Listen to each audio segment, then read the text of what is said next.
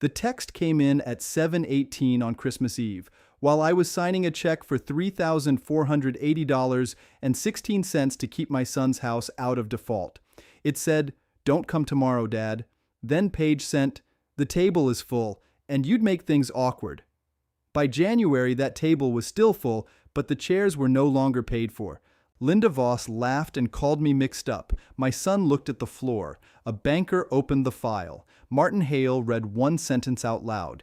Then Paige learned who her anonymous benefactor had been. "My name is Walter Keene. I am 70 years old. I did not raise my voice that night. I did not need to. I was sitting at the old kitchen table on Briarbend Road in Ashford, Ohio. That table had seen payroll, tax papers, lunch pails, and my wife Ellen Keene's neat little columns. I had a blue pen in my hand. The checkbook was open. The January mortgage folder sat beside my coffee. On the tab, I had written KFHT. That folder mattered. Nobody in my family asked why. They should have. I had Mason's loan portal open on my laptop. He never knew I still had access. Years back, when he bought that new house in Willow Creek, he asked me to help him set up autopay. I did. I set it down straight. That was always my way. A loan file reads like lumber grain if you know what you're looking at. The bad knots show first: escrow shortage, late fee reversal, suspense credit, anonymous assistance line, same servicing portal, same routing path, same weak spot. My son Mason Keene owed more than he admitted. The amount due that night was $3,480.16, principal, interest, escrow catch-up, and a small servicing fee. His house on Hawthorne Trace looked pretty from the curb. Stone front, black shutters, new porch lights, but under the siding, the framing was already under stress. My phone buzzed. Mason's name came up. For a second, I thought he was thanking me. That was foolish, I guess. Hope makes old men slow sometimes. I opened the text. "Don't come tomorrow, Dad." That was all. 5 words. No hello, no explanation, no apology, just a door closing. I sat there with the pen still touching the check. The ink made a small dark dot near my signature. I remember that because I stared at it a long time. Then another message came in, not from Mason, from Paige. "The table is full, Walter. We're trying to keep Christmas comfortable. You'd make things awkward." Walter, not Dad, not Mr. Keene, Walter. Paige liked first names when she wanted to shrink someone. I read it twice. Then I read Mason's again. I could hear him in my head, but not clean. It sounded like Paige's wording had passed through his mouth. I did not answer. Outside, Briarbend Road was quiet. Folks in Ashford were already tucked in. A few porch lights glowed down toward Mill Street.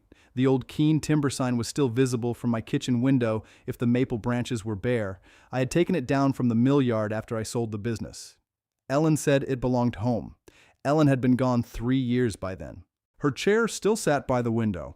I had not moved it. It had a folded green sweater over the back because she always got cold before I did. On the sill beside it sat a little cedar recipe box. I made that box for her in 1981. First profitable board I ever milled. That box had held pie cards, church supper recipes, grocery lists, and one envelope I had not opened in years. I knew it was there. I knew what her handwriting looked like on it, but I had left it alone because some promises have weight. That night, the box looked ordinary. It wasn't. I put the pen down. I took a breath. Then I did what I had done for 42 years when a load shifted. I checked the supports. I printed Mason's text. I printed Paige's message. I printed the payment confirmation page, but I did not click submit yet. Then I laid all 3 pages on the table. Top left, Mason. Top right, Paige. Bottom center, the mortgage amount. There was a plain truth sitting there. My son's family had uninvited me from Christmas dinner while my money was holding up their roof. I did not cry. Not then. I signed the check. Then I slid the screenshots into the January mortgage folder. Some men throw things when they're hurt. I file. You have to understand something about me and Mason. He wasn't a bad boy. He was soft where the world was hard. Ellen used to say he had a kind heart and thin bark. That was true. He married Paige Voss 9 years before this happened. Paige came from across town, over by Cedar Lane, where the newer houses tried hard to look older. Her mother, Linda Voss, sold real estate out of a white SUV and wore sunglasses on her head indoors. Linda had a voice like a closing argument. She could make a favor sound like a contract. At first, I tried.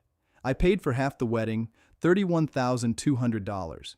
I bought Mason a used work truck, $18,900, because his old one kept dying on Route 20. When their first baby came early and the insurance mess got ugly, I covered $11,400 in hospital bills. I never held it over him.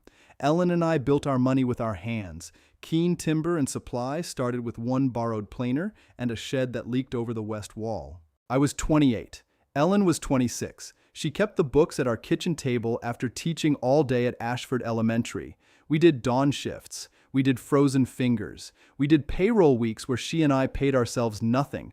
By the time I sold the mill, we had land, rental houses, equipment, and accounts worth more than I ever said out loud. Not because I was hiding, because bragging weakens the boards. The main house on Briar Bend appraised at $680,000. The old mill parcel near the rail spur sold for $2,100,000. The rental row on Birch Street was worth $940,000.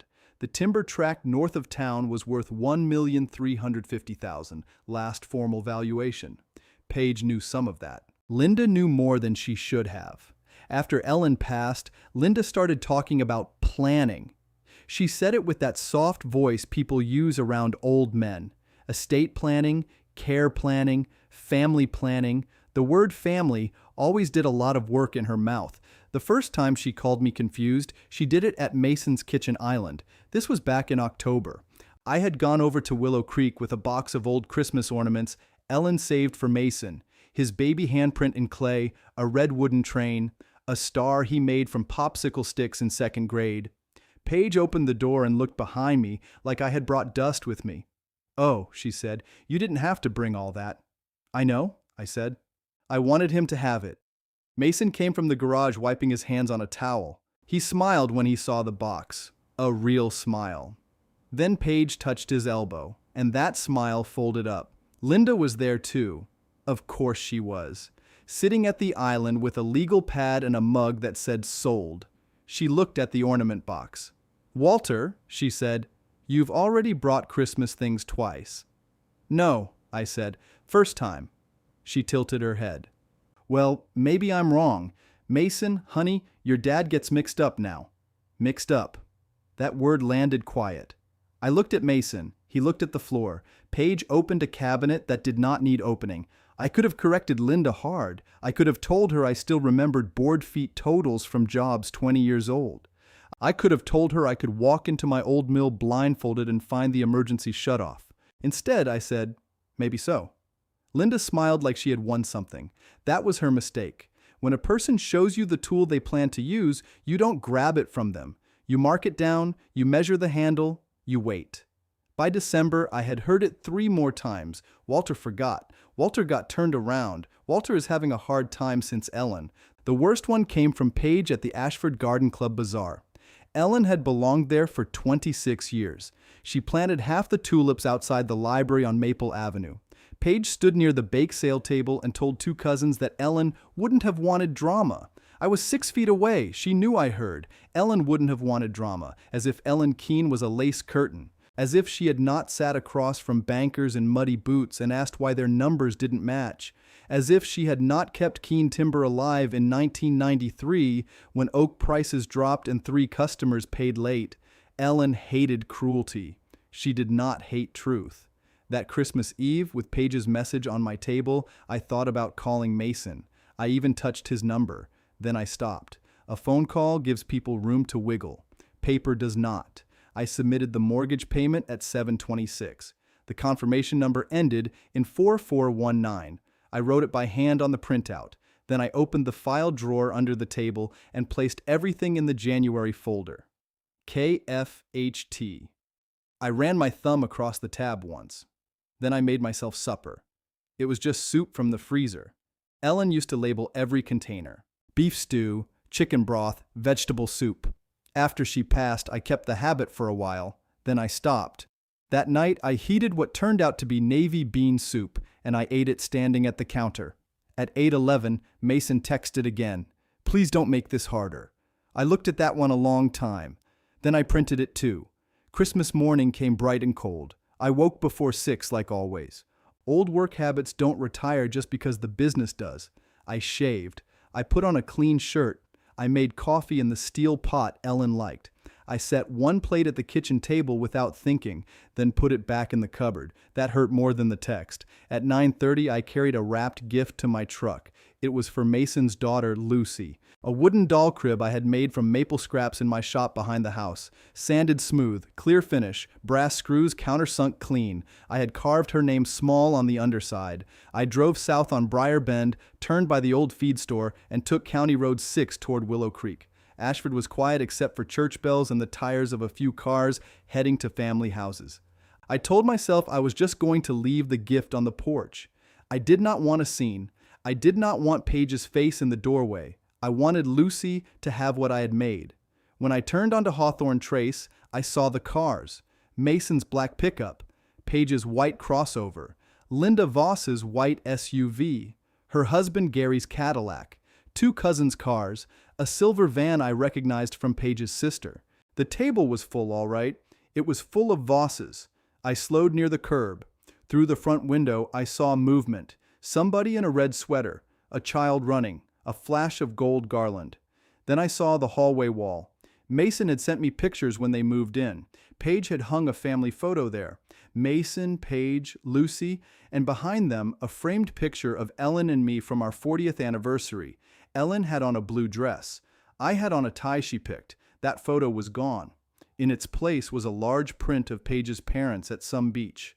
I kept driving. I did not leave the crib. At the stop sign, my phone rang. It was my sister-in-law, Carol, Ellen's younger sister. She lived over in Perrysburg, but she still came to Ashford for church. "Merry Christmas, Walter," she said. "Merry Christmas." There was a pause. "Are you all right?" "I'm fine." "No," she said, "you're not.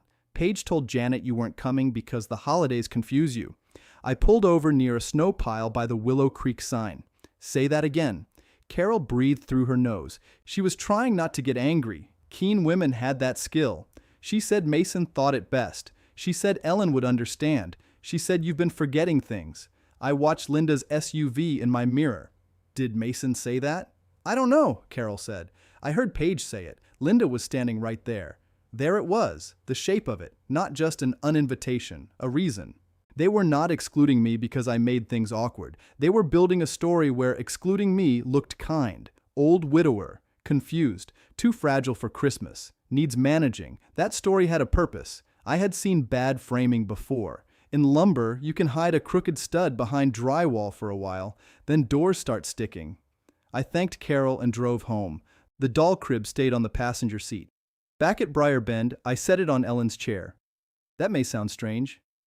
I don't care. It belonged near someone gentle. I walked to the kitchen table.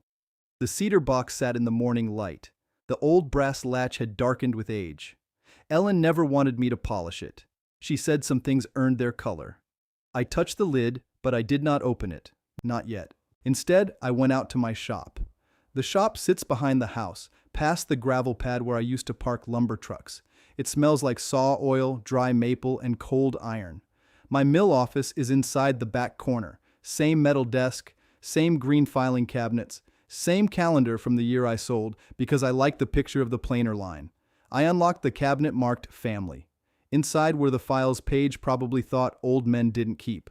Mason house purchase, Mason escrow, insurance, trust disbursements, medical, taxes. I pulled the mortgage statements first, then the escrow notice from September, then the bank transfer confirmations, 8 months, April through December, each one clean, each one dated, each one tied to the same assistance line on the servicer report. 3,600, 3,600, 3,600, then $3,480.16 in December after the escrow adjustment. The total was $29,600. I knew the number already. I still added it twice. I placed the papers in a stack and tapped them square against the desk. Ellen used to tease me for that. "Walter," she'd say, "paper doesn't get stronger because you knock it on wood." She was wrong about that in one way. A squared stack tells a man he's ready. At noon, Mason called. I let it ring. Then I let it go to voicemail. A minute later, the transcript appeared. Dad, Merry Christmas. I know you're upset. Paige is just trying to keep things peaceful. We'll get together soon. Please don't punish everyone. Punish?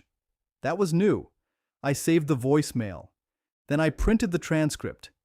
At 12:18, Paige texted, Mason is very emotional today. Please don't guilt him. He has his own family now. His own family. I looked at Ellen's picture on my desk. It was a small one from the mill picnic in 2004. She was holding a paper plate and laughing at something I had said. I could not remember the joke. I remembered the laugh. Your own family, I said to the empty office. Then I filed Paige's text behind Mason's. The folder was getting thicker. By late afternoon, I had every paper I needed from the shop, but I did not call Martin Hale yet.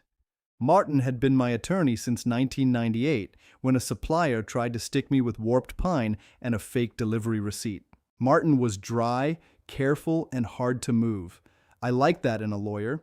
He also kept copies of things other people forgot existed. The Keene Family Housing Trust was one of them. I won't tell you everything about that trust yet. Not here.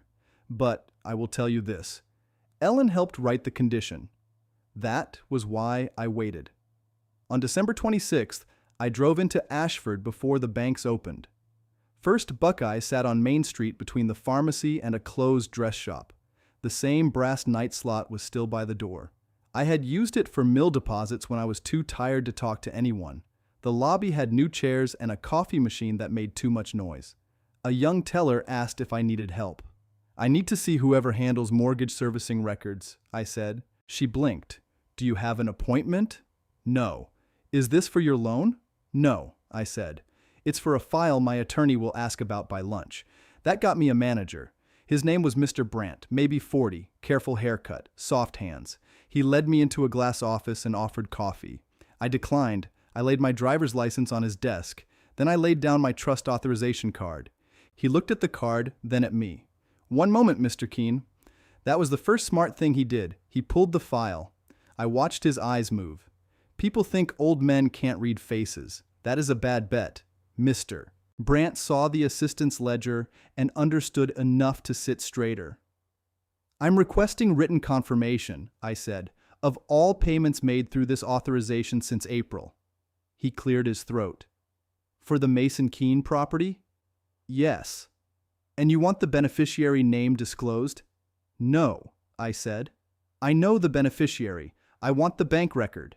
He nodded slowly. Any issue? I asked. There is a pending refinance inquiry, he said. That was the first new beam in the wall. By Mason? He looked back at the screen. Application started by Mason Keene and Paige Keene. Supporting household documentation, uploaded by Linda Voss. I kept my hands folded. What kind of documentation? I can't discuss the contents without the proper release. I'm not asking you to, I said. I'm asking you to preserve it. He stopped moving. That sentence had weight in a bank. Mr. Keene, he said, is there a concern? Yes. What kind? An old kind, I said. People spending money they didn't build. He did not know what to do with that, so he printed my payment history. $29,600. 8 months. Each transfer listed with the same origin code. I folded the papers once and placed them in my coat pocket.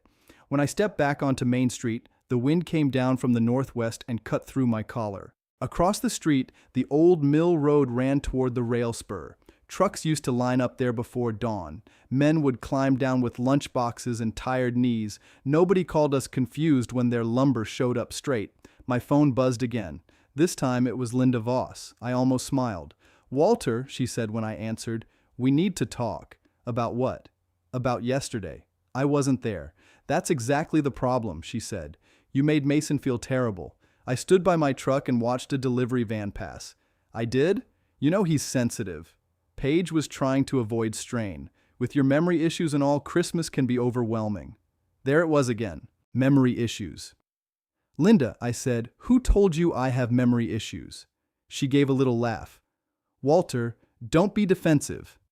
I asked a question. Well, people notice things. What people? Family. Which family? She went quiet for half a second.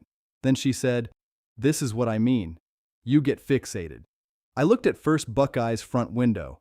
Mr. Brandt was still in his office. I could see him on the phone. "Linda," I said, "did you upload documents to a refinance file?" Another pause. This one was longer. "I'm a real estate professional," she said. "I help my children." "With Mason's house?" "With family stability." That sounded rehearsed. "Does family stability include telling people I'm confused?" "You are grieving," she said. "There's no shame in needing help." I thought of Ellen's chair. I thought of Paige's message. I thought of $29,600 leaving a trust they pretended did not exist. "No shame," I said. "I'm glad you understand," Linda said. "I didn't say I understood you." Then I hung up. I sat in my truck for a full minute. I was not angry in a loud way.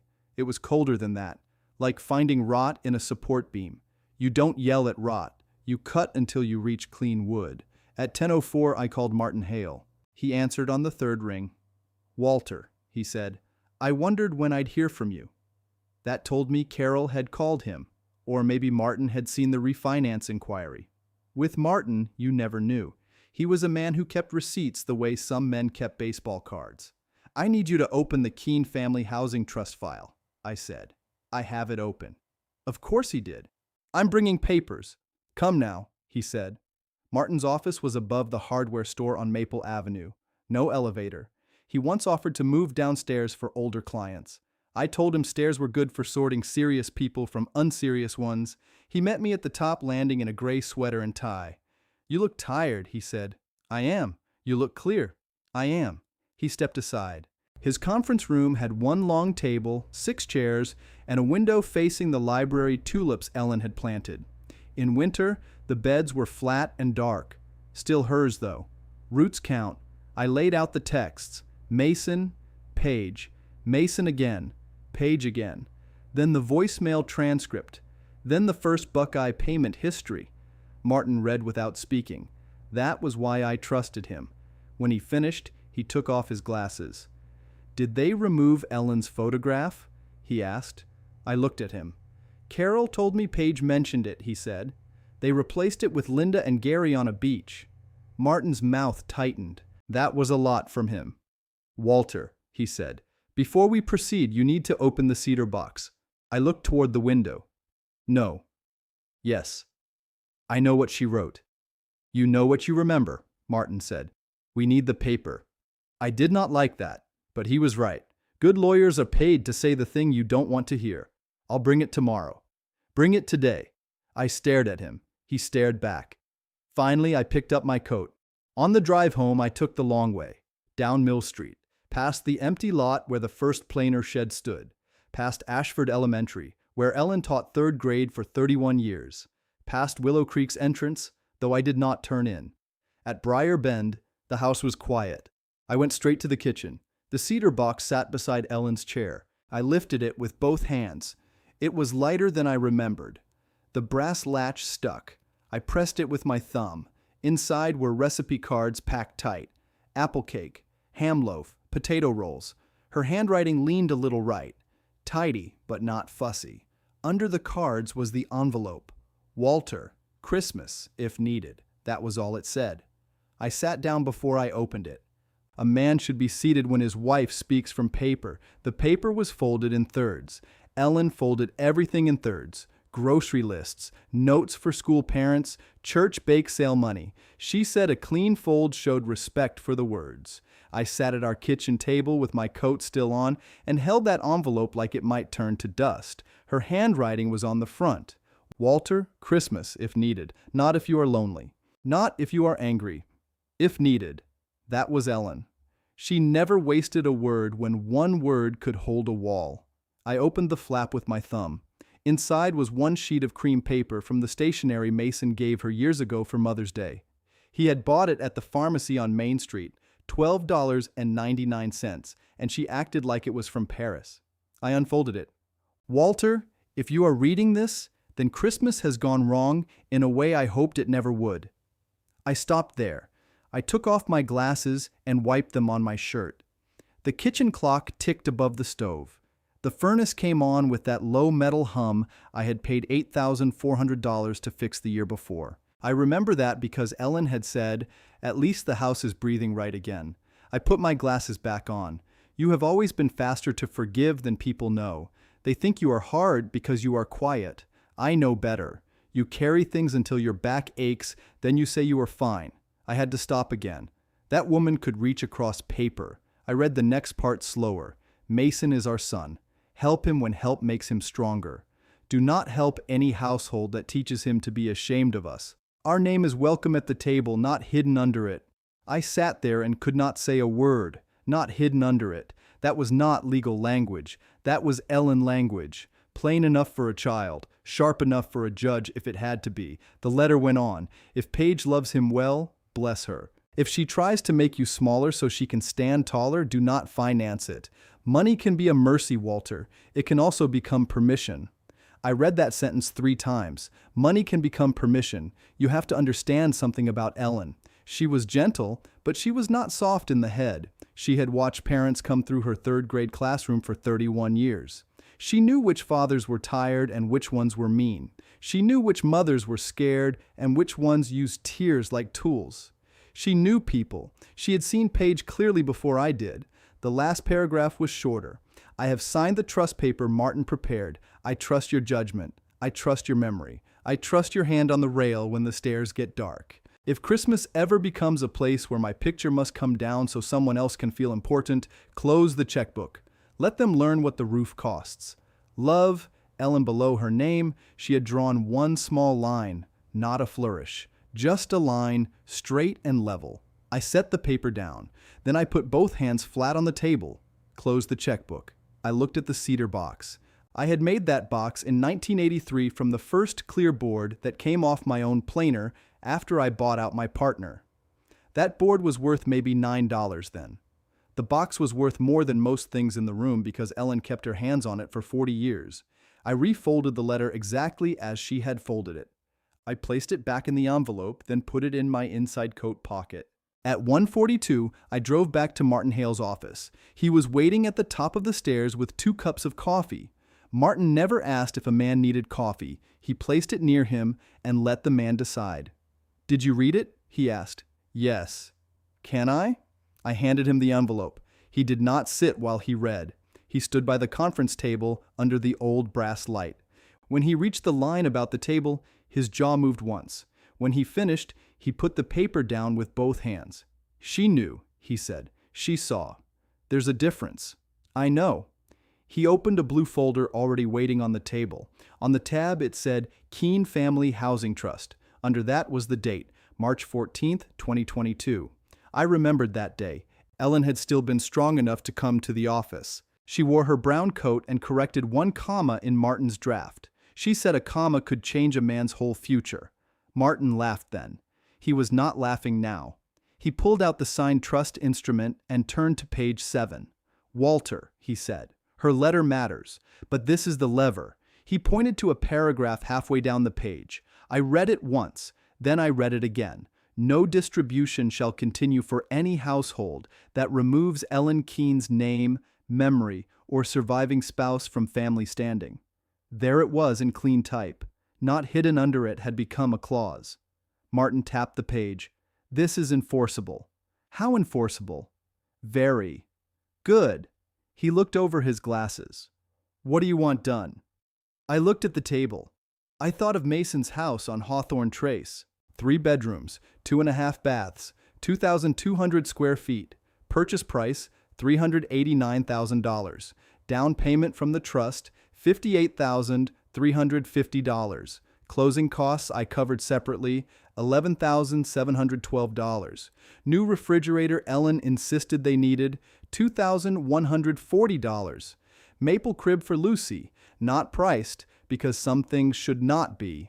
And then 8 mortgage rescues, $29,600. I had been holding up that roof with quiet money.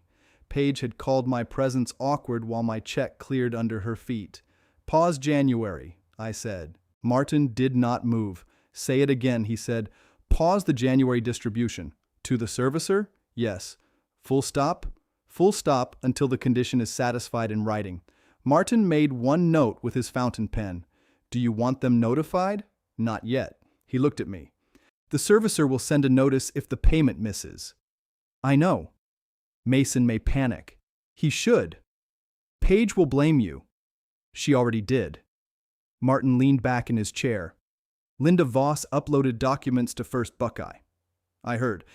Do you know what kind? Mr. Brandt wouldn't say. He called me after you left. That made me sit straighter. What did he say? He said a packet was uploaded to support a refinance and possible cash out line. It references your alleged decline. I felt my hands close on the chair arms. Alleged by who? Linda, Paige, and a physician note they attached. My doctor? No. Then whose? A clinic in Sylvania. I've never been there. I know. Martin slid another paper across the table. It was not the document itself. It was a record notice from the bank portal showing upload names and timestamps. Linda Voss, Paige Keene, Mason Keene.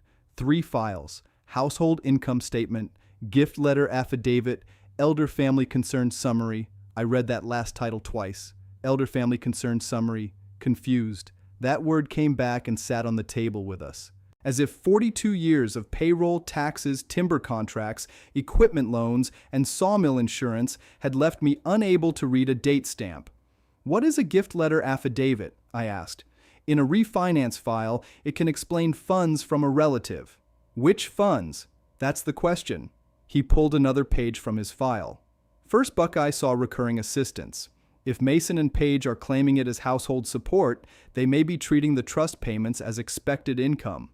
That money was never theirs. No. It was conditional. Yes. Did Mason sign? Martin's eyes lowered. His login approved the upload. That was not the same as saying Mason wrote it. It was enough to hurt anyway. I stood and walked to the window. Maple Avenue looked wet and gray below. A woman came out of the hardware store carrying a snow shovel. She put it in a small car that looked too short for it. What are they trying to pull out? I asked. Preliminary inquiry shows $140,000. I turned around. Out of the house? Yes. For what? That is not stated. I knew enough by then. Linda's rental properties. The duplex on Alder Street she bought for $176,000. The little brick place near the old tire shop. The condo in Maumee she bragged about at Lucy's birthday party. Too many roofs, too much borrowed money, and a real estate market that had stopped clapping for her. Martin, I said, send the bank a preservation letter. Already drafted. Send it. He nodded once. And the trust? I'll prepare notice that January distribution is suspended pending written proof of compliance with Section 4.3. Do not quote the whole clause yet. He looked pleased in the driest possible way. No, no. I want them to tell the truth before they know which truth matters. Martin capped his pen. That is a careful approach. It's how you find a splitboard. You don't hit it first. You put weight on it. He gave me the letter back. Keep that safe. It goes back in the box. Make a copy. You make one. I will. He picked up the phone before I left the room. When I got home, the doll crib was still on Ellen's chair. I carried it out to the shop and placed it on the workbench. Lucy's name was underneath where no one could use it for show. I ran a cloth over the little rails and checked every screw again. At 5:19, Mason texted, "Can we come by tonight?" I read it standing by the bench. Then another came. "Paige wants to clear the air." Clear the air. I looked around my shop. The air in there smelled like oak dust and machine oil. It was honest air. You could breathe it and know what you were taking in. I typed one word. Tomorrow. He answered fast. Dinner?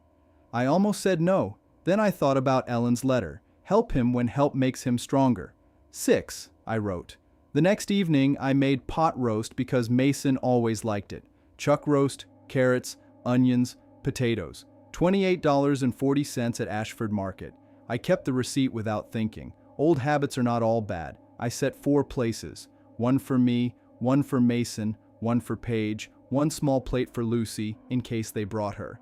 At 5:57, headlights swept across the front window. Mason came in first. He looked tired around the eyes. Paige followed with a covered dish in both hands and a smile that had no work behind it. Lucy was not with them. "Where's Lucy?" I asked. "With Mom," Paige said. "Not Linda, Mom. In my house, she made sure which side had custody of the word."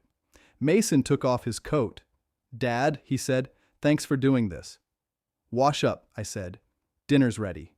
Paige looked around the kitchen. Her eyes touched the cedar box on the sideboard, then Ellen's chair, then the empty wall by the pantry where Ellen used to hang her school calendar. "You've kept everything the same," she said. "Most things earned their place." Mason looked down. We ate for 10 minutes with small talk doing all the work. Paige talked about the snow. Mason talked about a broken garage sensor. I asked how Lucy liked the dollhouse at Christmas. Mason glanced at Paige. "She got a lot of gifts," Paige said. "You know how kids are." "I made her something." "Oh," Paige said. "You didn't need to." "I know." That stopped her for a second. I cut a potato in half. "Carol called me Christmas morning." Mason put down his fork. Paige kept hers moving. "She said people were told I wasn't coming because the holidays confuse me." Paige gave a little sigh. "Walter, nobody meant anything by that." I asked what was said. Mason looked at her. "Paige?" She set her fork down carefully. "Your family asked questions. I gave them a gentle answer." "Gentle," I said. "Yes, gentle." Mason told me not to come. Mason's face tightened. "Dad, I didn't know what else to do." "Did Paige write the message?" "No," he said. Paige turned to him. "Mason." He looked worse then. Not guilty enough to stand up, but guilty enough to know he was seated wrong. "I wrote it," he said, "but we talked about it." I nodded. "Why did Ellen's picture come down?" No one moved. That question landed where it belonged. Paige blinked twice. "What picture?" "The 40th anniversary photo. Hallway wall." "Oh," she said, "that." Mason rubbed his forehead. Paige redecorated. "Where is it?" "In storage," Paige said. "What storage?" She looked at Mason. He said, "The basement, I think." "You think?" "Dad, it's just a picture." That one got through my ribs. I set my fork down. "No, it's not." Paige leaned back. "This is what I was worried about." "What?" "You fixate on objects. Objects hold promises." "Walter." Her voice changed. Softer. Public soft, even with no public there. "Mason and I are trying to build our own home. It can't be a shrine to the past." I looked at my son. "Do you think your mother's picture makes your house a shrine?" He did not answer. That was an answer. Paige reached for his hand. "You see," she said, "this is too much for him." "For who?" "For Mason." I looked at Mason's hand under hers. "Is that true?" He swallowed. "I don't know anymore." That was the first honest thing he had said all night. Paige's eyes sharpened. "Your father is putting you in an impossible position." "No," I said. "I'm asking about a photograph. It's never just one thing with you. Name the other things." She stood and carried her plate to the sink, though half the food was still on it. "You make everything transactional." I almost laughed, but I did not. "Do I?" "Yes. You act like money gives you a vote in our marriage." Mason looked at me then. He knew that sentence had a basement under it. "What money?" I asked. Paige turned from the sink. "I mean generally." "Generally how?" "You've helped before." "How much?" She folded her arms. "Walter, don't do this." "Do what?" "Interrogate us." I looked at Mason. "How much do you think I've helped with the house?" He stared at the table. "Dad." "Answer." "I don't know." "You don't know? Or you don't want to say it?" Paige came back fast. "This is exactly the pressure I meant." Mason pushed his chair back. "Paige, stop." She looked at him like he had slapped the table. He did not look at her. He looked at me. "I know about the down payment," he said, "and closing." "How much?" $58,000 for the down payment. Around 12 for closing. 11,712. He nodded. "I didn't know about the mortgage help until later." Paige's face went pale in a clean line from cheek to jaw. I kept my voice flat. "When later?" Mason closed his eyes. "October." "Who told you?" "Paige." "How did she know?" He opened his eyes then. That question had found him. Paige said, "My mother saw the servicing ledger when she helped with the escrow notice." You told me it was anonymous, Mason said. It was. But you knew? Paige picked up her coat from the chair. We're not doing this. I stayed seated. You came to clear the air. I came because Mason wanted peace. Peace starts with truth. She laughed once, short and hard. Truth? Fine. The truth is, Mason has a family to protect. You can't expect to be centered forever. Mason stood. Paige. No. He needs to hear it. Your mother is gone. I'm sorry, but she's gone. We are here. The kitchen went still. I did not raise my voice. I did not even stand. Get your coat, Mason. He stared at me. What? Get your coat. Paige smiled like she had won something. See? This is what he does. I looked at her. No. Dinner is over. Mason grabbed his coat slowly. Paige was already at the door. At the threshold, she turned. You're proving every concern we had. There was that word without the word. Concern. I walked to the sideboard and picked up the cedar box. I did not open it. Paige, I said, tell Linda I'm not as misplaced as she hopes. Her smile left. What does that mean? It means drive careful. Hawthorne Trace gets slick after dark. Mason lingered 1 second longer. Dad, I'm sorry. Not yet, I said. He flinched. Mean it first. The door closed behind them. I stood in the kitchen until their headlights disappeared down Briarbend Road.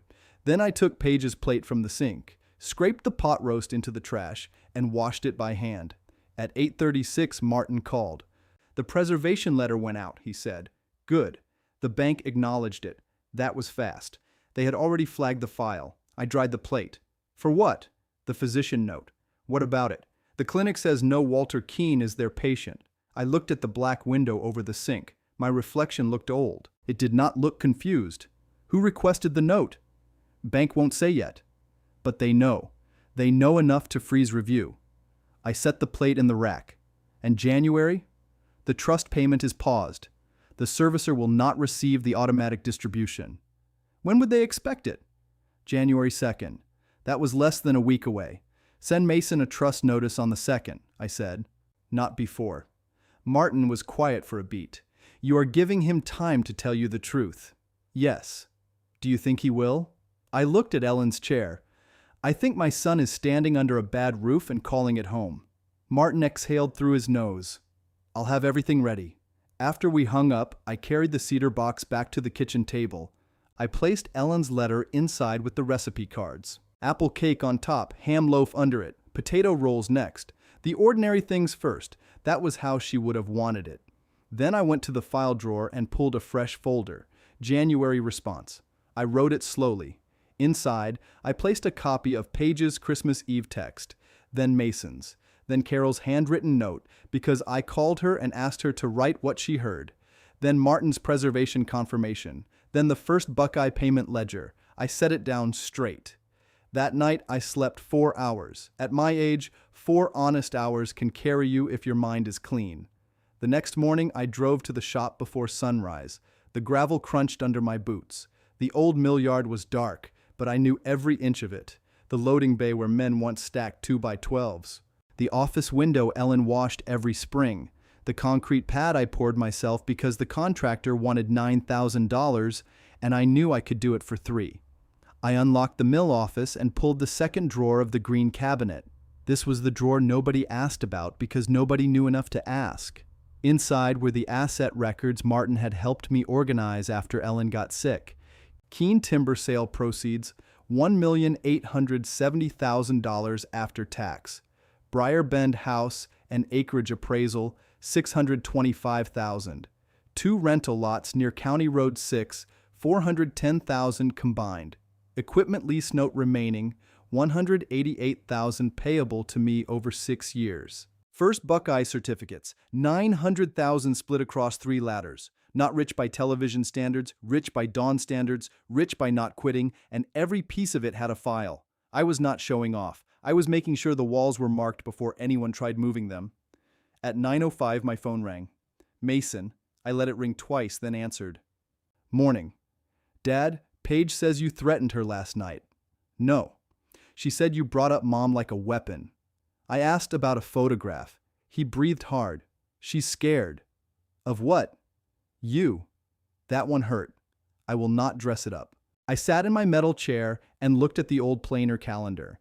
Mason, I said, have I ever laid a hand on anyone in anger? No. Have I ever threatened Paige? No. Then what is she scared of? He did not answer. I waited. Finally, he said, money. There it was, not me, money. What about it? I asked. She says you're going to pull everything back. Everything? The house help, Lucy's school account, whatever else. What did you sign for the refinance? Silence. Mason, I didn't understand all of it. That is not an answer. She said it was to consolidate. What debts? Our cards, some of Linda's business stuff, a bridge loan Gary took. How much? I don't know the final. How much did they tell you? He whispered it. 140,000. I leaned back. A man can feel a joist crack before the floor moves. That was how that number felt. Was my name in those papers? I think so. How? As support. As income? I don't know. As incompetent? He went quiet again. I closed my eyes. Mason, did you tell a bank I get mixed up? I didn't write it. Did you approve it? Paige said it was just context. Did you approve it? A long breath came through the phone. Yes.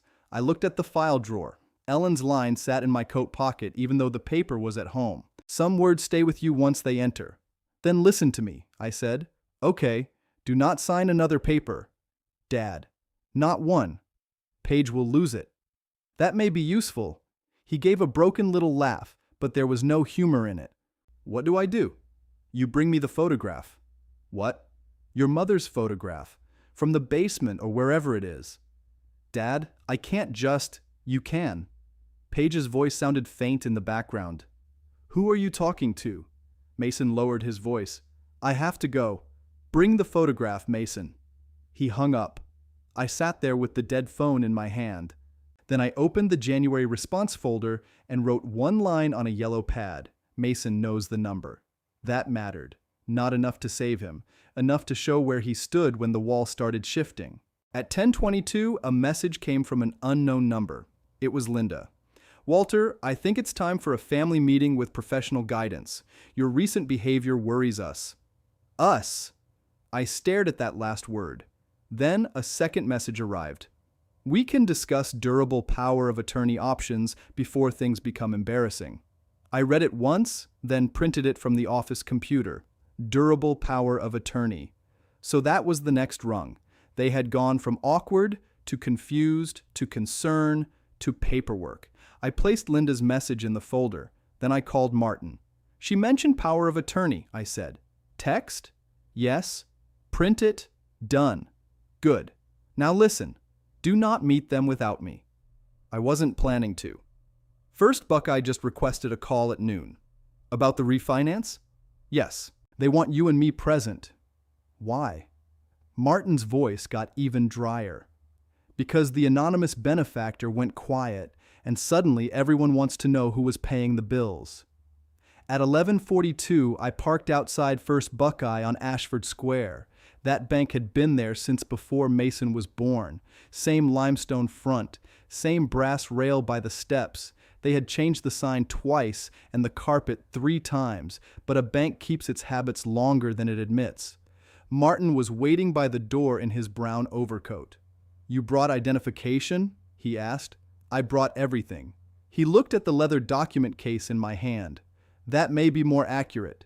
Inside, the place smelled like wet wool and coffee. 2 tellers looked up, then looked away too quickly. That told me enough. In a small town, people hear tone before they hear facts. A young loan assistant walked us to a conference room in the back. Her nameplate said Bethany Crow. She could not have been more than 30. She had a tablet in one hand and a paper folder in the other. Mr. Keene, she said. Mr. Hale, thank you for coming in. Who requested this call? Martin asked. Our compliance department. Local or regional? Bethany blinked. Regional. Martin sat down. Good. I stayed standing until she did. My father taught me that. You do not sit before a woman in a business room unless she is seated first. Small manners tell people you still know where your feet are. Bethany opened the paper folder. We have several issues with the Keene residence file. Which Keene residence? I asked. Mason and Paige Keene's property, 41 Sycamore Ridge, Willow Creek. I nodded. Say it plain. She looked at Martin. Speak to my client, Martin said. He understands loan files. That made her cheeks color a little. The refinance application lists ongoing family support. It also references a third-party payment source that was expected to continue. Anonymous benefactor, I said. Yes. Is that what the paperwork calls it? She slid one page across the table. Martin put a hand on it before I touched it. Copy? He asked. This is view only today. Then we view it slowly. He turned the page toward me.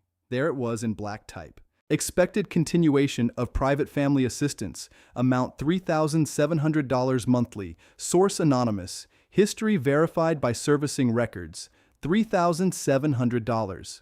That was higher than the trust distribution because escrow had jumped. Someone had planned for more help before asking the helper. I pointed to the next line. What's this? Bethany leaned in. Projected reserve contribution. From who? It says family source. Which family? She looked down. It does not specify. Martin wrote that down. I kept reading. My eyes do not move fast anymore, but they move steady. That is better. Fast Mrs. Knotts. The refinance amount was $386,400. The current mortgage balance was $229,912. The difference was not home improvement. It was not escrow. It was not repairs. I tapped the line. Cash out? I asked. Bethany nodded once. $156,488 before fees. Martin's pen stopped for half a second. I said, what fees? Origination, appraisal, title, payoff processing, and debt settlement disbursements. To who? Bethany pulled another sheet. The final list is still under review. Read what you have. She hesitated again. Martin said, Ms. Crow, you asked us here. She swallowed. Voss Properties LLC, $42,000. Northline Credit, $28,600. Lake Erie Merchant Capital, $31,000. 2 credit cards totaling $19,800. A personal note to Gary Voss, $14,000. There was the family meeting, not dinner, not concern, not care. A payoff table. I sat back. And my son signed this? Preliminary borrower acknowledgement was submitted electronically. By Mason? The credentials were his. That was a careful answer. I liked careful answers when they were honest about being careful. Martin turned a page. Where is Walter Keene mentioned? Bethany breathed in through her nose.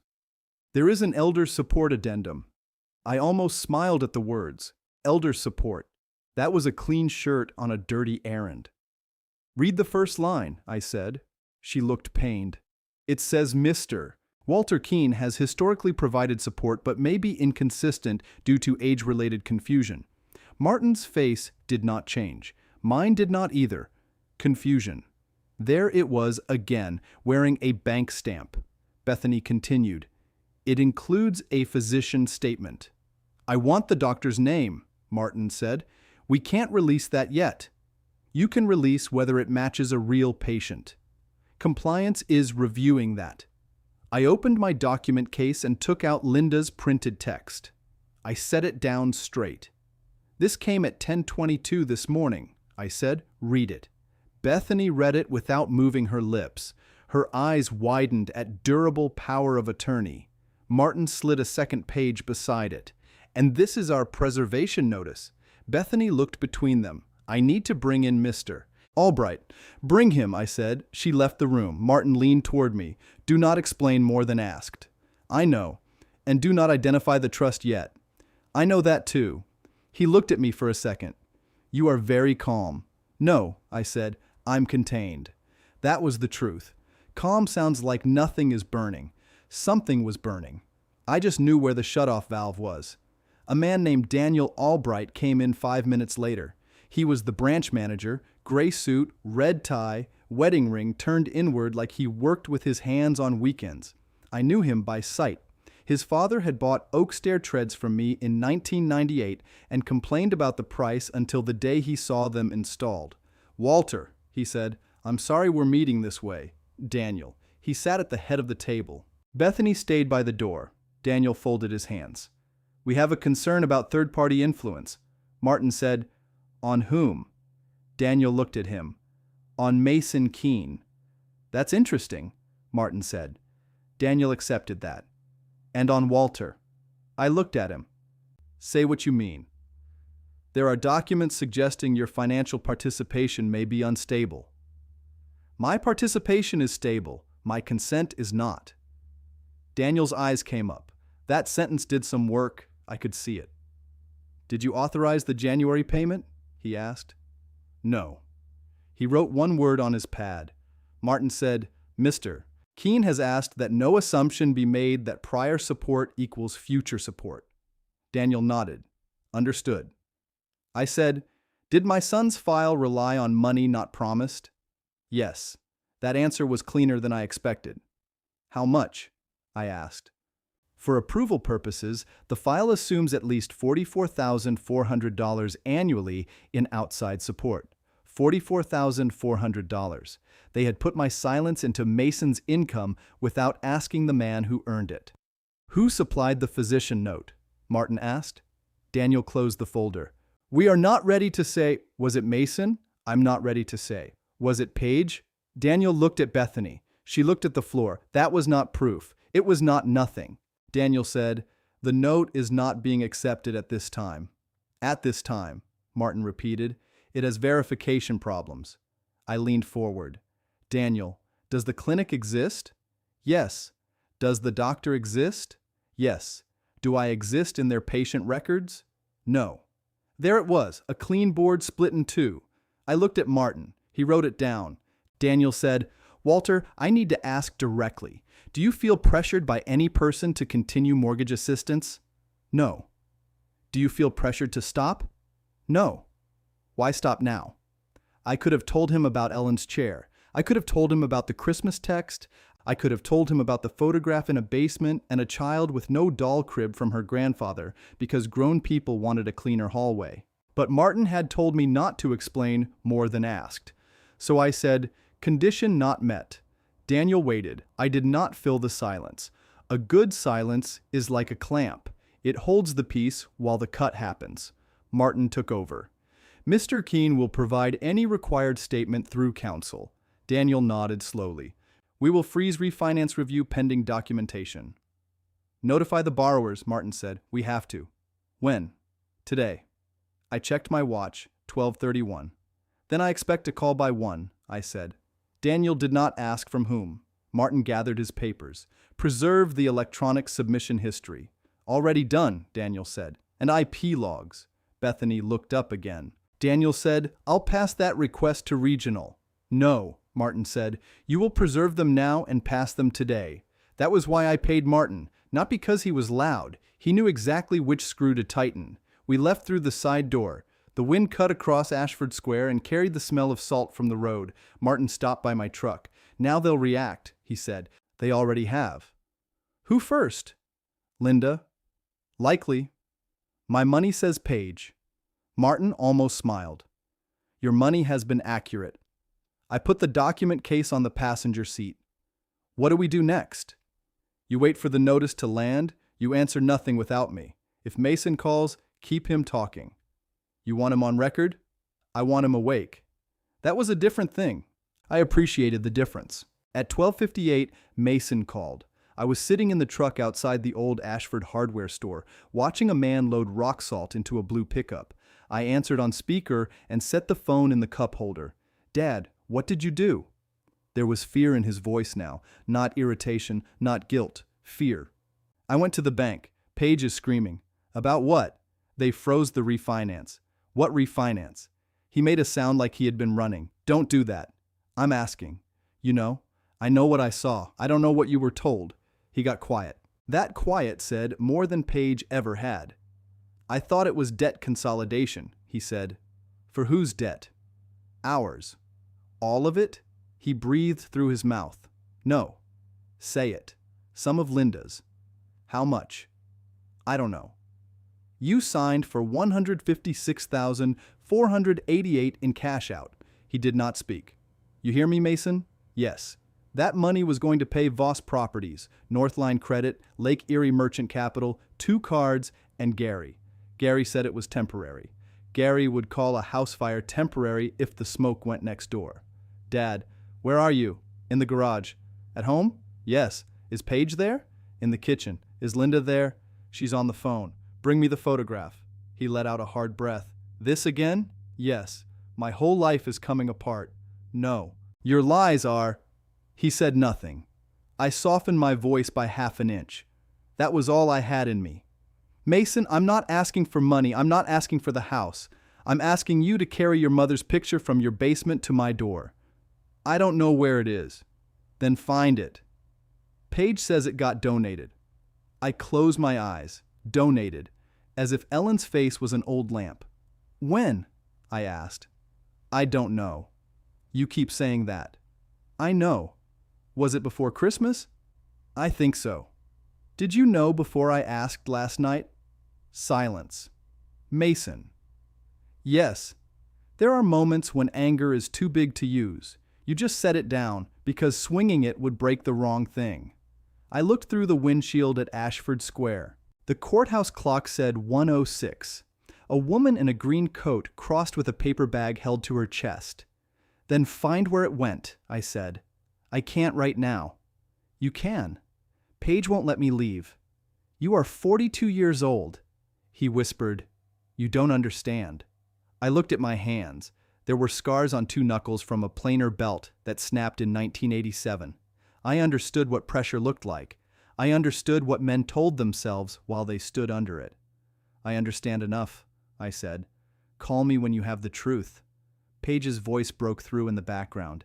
Is that him? Mason, hang up. Mason said, Dad, wait. I'm here. She wants you to put it in writing that you won't stop helping. Tell her no. She says Lucy could lose the house. That was low. Using a child as a sandbag against a flood adults made. Lucy is not the one who borrowed against Linda's debts. She says you're punishing us. No, I'm stopping. That feels the same. It often does to people being carried. He was quiet again. Then he said, I'm sorry about Mom's picture. I did not answer right away. I wanted those words to stay in the air and show him how small they were without action. Find it, I said. I hung up. At 1:24, Paige texted, You are endangering your granddaughter's stability over a hallway photo. I printed it at the shop. At 1:31, another came. Any judge will see this as coercive. I printed that too.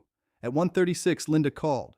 I did not answer. At 1:37, she texted, You need guidance before you damage everyone. Printed. At 1:42, Gary Voss texted from a number I had never saved. You don't want this getting ugly. I looked at that one for a long moment. Then I printed it twice. Martin answered on the first ring. Gary joined, I said. With what language? I read it. Martin sighed. That was foolish of him. What is Gary's note? Which one? The 14,000. I'll check public filings and UCC records. Do it. I will. And Martin? Yes?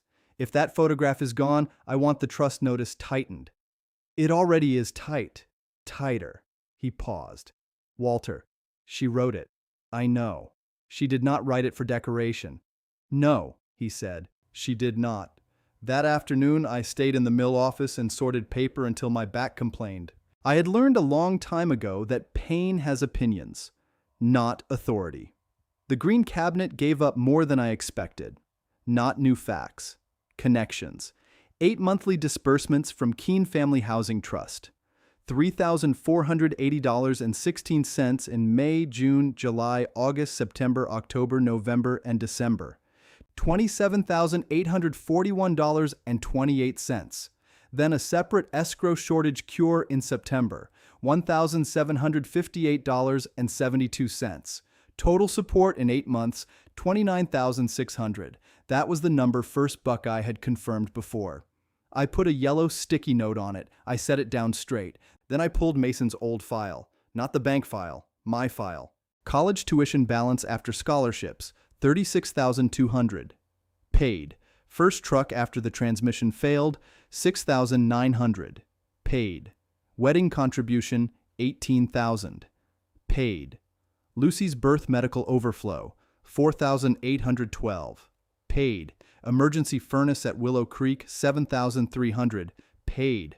I was not building a bill for my son.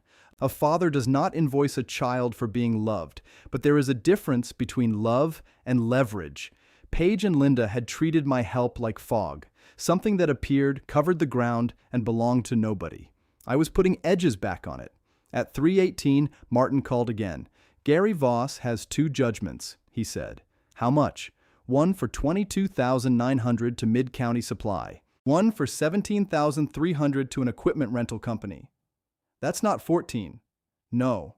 The 14,000 note appears to be private, but Voss Properties has a tax lien. How much? 63,412. I leaned back. Now the roof was not just bad, it was overloaded. County? I asked. Yes. Recorded? Last November. Before the refinance application?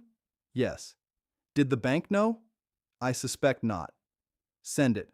I'm already doing that. You have to understand something about Martin. He did not run. He arrived. There is a difference. When he moved, the work had already been measured. At 4:02, a black SUV turned into the mill yard. I watched from the office window as Linda Voss stepped out in a cream coat that had no business near slush. Paige got out the passenger side. Mason was not with them. That told me they had made one decision already. They were done pretending he was steering. I opened the office door before they knocked. Walter, Linda said, we need to talk. No. Paige's mouth tightened. You can't keep doing this. I'm not keeping anything. Linda glanced past me into the office. She saw the file cabinet. She saw the copier. She saw the neat stacks on the desk. Her face changed. Some people fear anger. Linda feared order. We came for a reasonable conversation, she said. Bring Mason. He's upset. He should be. Paige stepped forward. This is between you and me. No. This is between documents and lies. Linda gave me that sad little smile older women use when they want witnesses to think they are being patient. There were no witnesses except a dead mill and stacked oak. Walter, this is exactly why we're concerned. Concerned.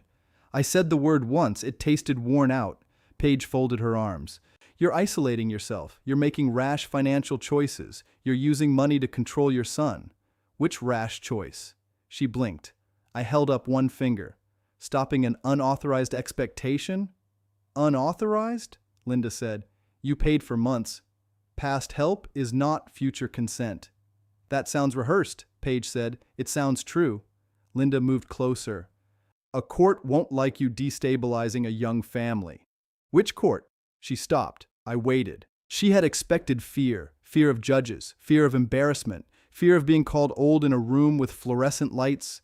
But I had spent 42 years signing payroll on Fridays when lumber prices dropped on Wednesdays. I had faced banks before. I had faced men who smiled while moving numbers against me. A courtroom was just another room with records. Paige said, Lucy lives in that house. Then stop borrowing against it. That's none of your business. It became my business when my money was listed as support. Linda's eyes narrowed. No one forced you to pay. No one asked me to be declared confused either. Paige looked at her mother. There it was. Fast, but there. Who wrote the doctor note? I asked. Linda recovered first. I don't know what you mean. Then you won't mind saying that at first, Buckeye. Paige's voice sharpened. You're trying to ruin my mother. No, your mother brought paper to a bank. I asked the bank to read it. Linda stepped closer again. You are making a mistake. Gary already sent that line. She went still. I reached behind me, picked up the printout, and held it where they could see it. You don't want this getting ugly, I read. Paige went pale. Gary was upset. I printed upset. Linda looked toward the road. This is harassment. You came to my mill. We came to help. No. You came to see what I had. That landed. Linda's eyes moved again to the cabinet. She could not help herself. I said, Mason can call me. Martin can call you. That's the whole bridge now. Paige shook her head. You'll regret this. I already regret plenty. For 1 second I thought she might say Ellen's name again. She had that look. The look of someone reaching for the cruel tool because the useful one's broke. She chose another. Your wife would be ashamed. I did not move. Linda closed her eyes like Paige had gone too far, but she did not correct her. That mattered. I opened the office door wider and pointed to the yard. Leave. Paige stared at me. Now, I said. Linda took her daughter's arm. Come on. They walked back to the SUV. Paige turned once at the passenger door. You're going to lose Mason over this. I looked at her through the cold air. No, I said. Mason is going to find out who spent him. She got in and slammed the door. After they left, I stood in the yard and listened to the road noise from County 6. My hands were shaking then. I will not pretend they were not. There are sentences you can take from strangers and sentences you cannot take from people who ate your pot roast. Your wife would be ashamed. I went back inside and locked the door. Then I called Carol. She answered with television noise behind her. Walter? Did Ellen ever give you a copy of our 40th anniversary photograph? The one by the lilacs?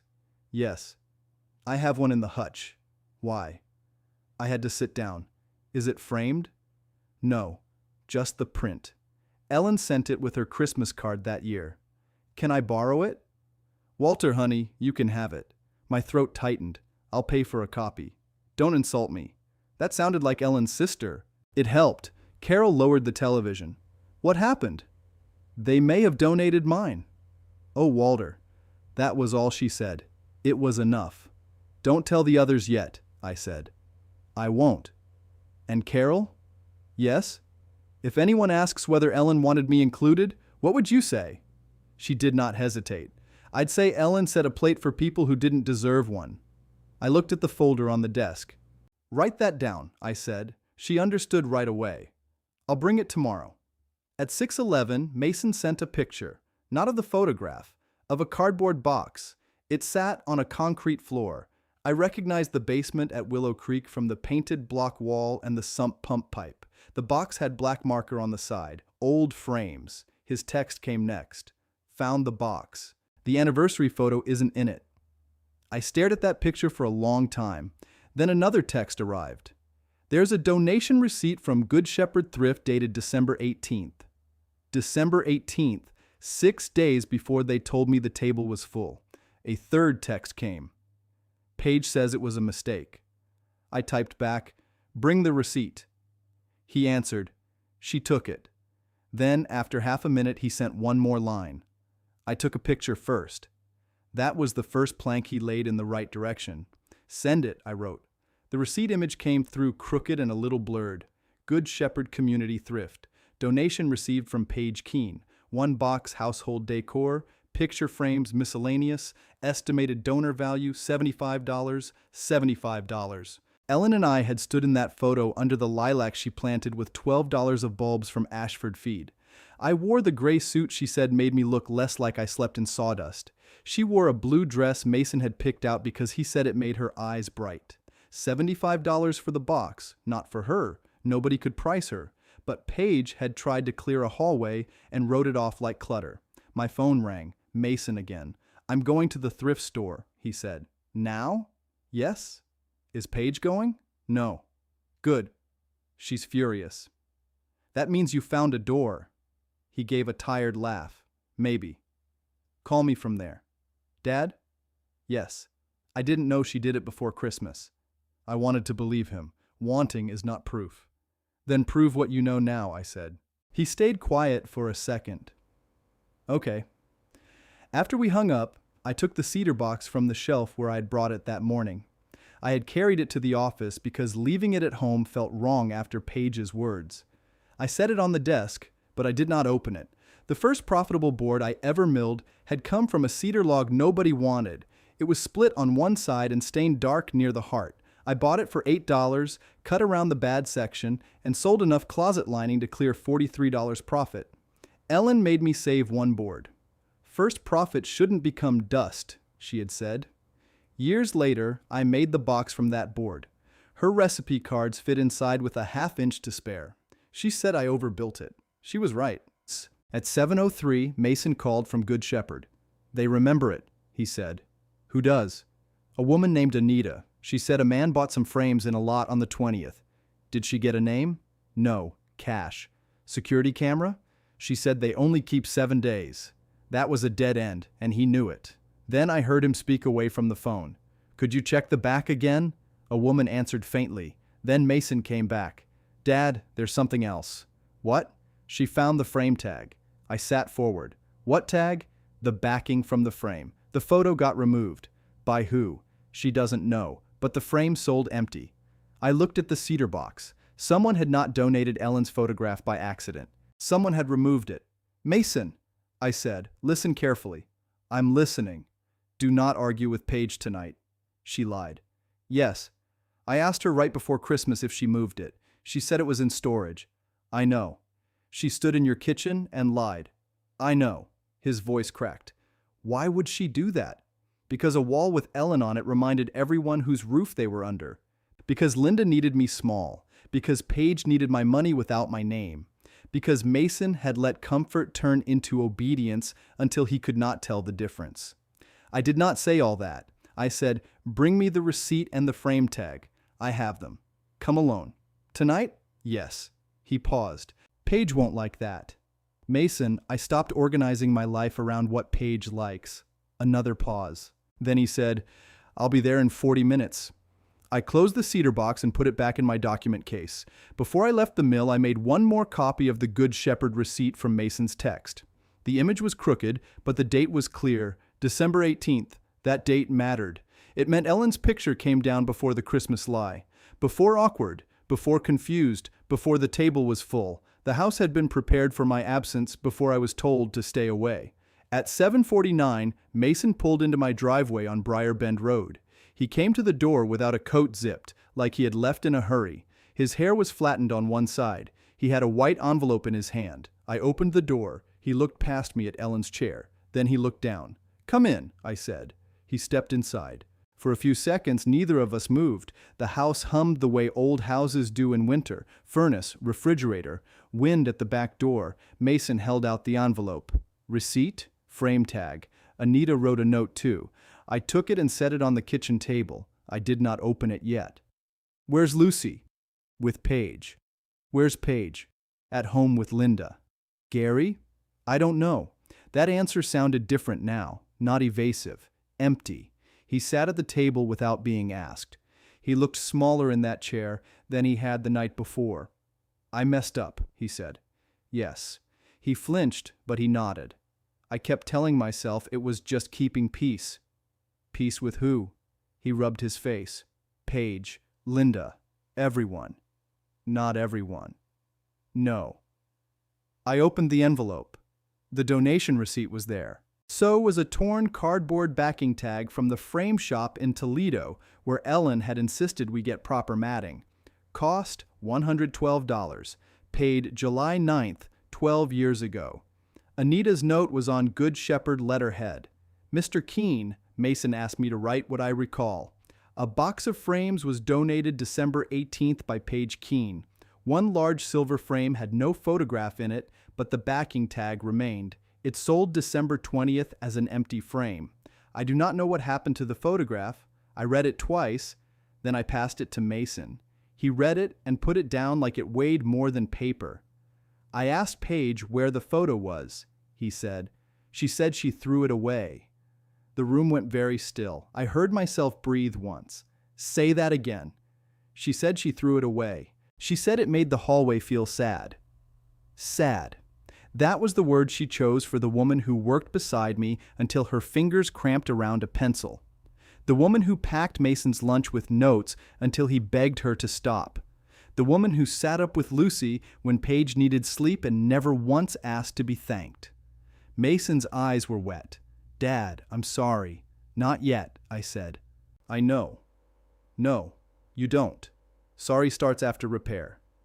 How do I repair that? You don't repair throwing away your mother's face. He covered his mouth. I let him sit with it. A man needs to feel the weight of the beam before he asks why the ceiling bowed. Then I said, you can stop adding weight. He nodded. Did you sign a power of attorney form? His head came up. No. Did Paige ask you to? Linda did. When? After Christmas, she said it would help with you. With me, how? She said if things got messy, someone needed authority to protect family assets. Which assets? He looked at the table. Mason. Yours. There it was. The next rung. I opened the January response folder and took out a clean sheet. Write that down. What? Linda asked you to sign papers for authority over my assets after Christmas. He stared at me. You want me to write it? Yes. Now? Yes. I slid a pen across the table. His hand shook when he picked it up. He wrote slowly. His handwriting had not changed much since high school, except now it leaned harder to the right. When he finished, he pushed it to me. I read it. Linda told me after Christmas that if Dad refused help or got difficult, Paige and I should consider papers to manage his assets. She said the bank would understand because he gets mixed up now. I did not sign anything. He signed his name, Mason Keene. I dated it, January 1st. Then I made a copy on the little printer in the den while he sat at the table. When I came back, he was looking at the cedar box. Is that Mom's? Yes. Can I see? I stood with the copy in my hand. For a moment, I almost said no. Then I remembered Ellen's letter. Help him when help makes him stronger. I brought the box to the table and opened it. Mason touched the top recipe card with 2 fingers. Apple cake, Ellen's handwriting, 3 eggs, 1 cup oil, do not overmix. Mason likes extra cinnamon. His face broke then, but quietly. No performance. Just a son finally seeing the kitchen he had helped empty. She wrote my name, he said. She wrote your name a lot. I lifted the recipe cards and showed him the envelope beneath them. I did not hand it over. She wrote me a letter too, I said. When? Before she left us. What does it say? It says, you are loved. He shut his eyes. It also says, love has conditions when people start hiding names. He opened them again. Paige doesn't know about that. No. Linda? No. He looked at the folder, then at the box. The trust, he said. I waited. You're the anonymous benefactor. I did not answer. He swallowed. It was you. I closed the cedar box. That is a question for a room with Martin in it. He nodded, but he already knew enough. Not all. Enough. At 8:38, Paige called his phone. He looked at the screen and did not answer. It rang out. Then mine rang. Paige. I answered and put it on speaker. Yes. Her voice came sharp. Is Mason there? Yes. Send him home. He can leave when he chooses. Mason, she said, if you're listening, your father is manipulating you. Mason stared at the phone. I said, he's listening. Good. Mason, if you don't come home now, don't expect me to protect you when this all collapses. He leaned toward the phone. What happened to Mom's photograph? Silence. Then Paige said, are you serious? Yes. We have bigger problems. That was my mother. She was gone, Mason. He closed his eyes, but he did not back away. What happened to it? Paige's voice lowered. I got rid of it because I was tired of living with a ghost in my hallway. Mason opened his eyes. I saw him hear it. Not as a husband defending a wife. As a son hearing a door close. Paige kept going. Your father is using that picture to control us. He's using Lucy. He's using money. He's using a dead woman to make himself untouchable. Mason said, stop. No, you stop. Come home and fix this. How? Tell the bank he's confused. He looked at me. I did not move. Paige said, Mason, say he misunderstood. Say he forgets things. Say the support is still coming. He picked up the phone. For 1 second, I thought he might hang up. Instead, he said, no. Paige did not speak. Mason's voice was small, but it held. I won't say that. You coward, she said. Then the line went dead. Mason set the phone down. He looked like a man who had stepped off a porch and found no ground where he expected it. I took a fresh folder from the sideboard drawer. I wrote photograph on the tab. Inside, I placed the Good Shepherd receipt, the frame tag, Anita's note, and Mason's statement. Then I put the folder beside January response. 2 folders now, one for the money, one for the name. Mason watched me do it. You always did that, he said. What? Made piles when something was wrong. I set it down straight. He nodded like the words hurt. Outside, a car slowed in front of the house, then kept going. Mason turned his head fast. That might be Linda, he said.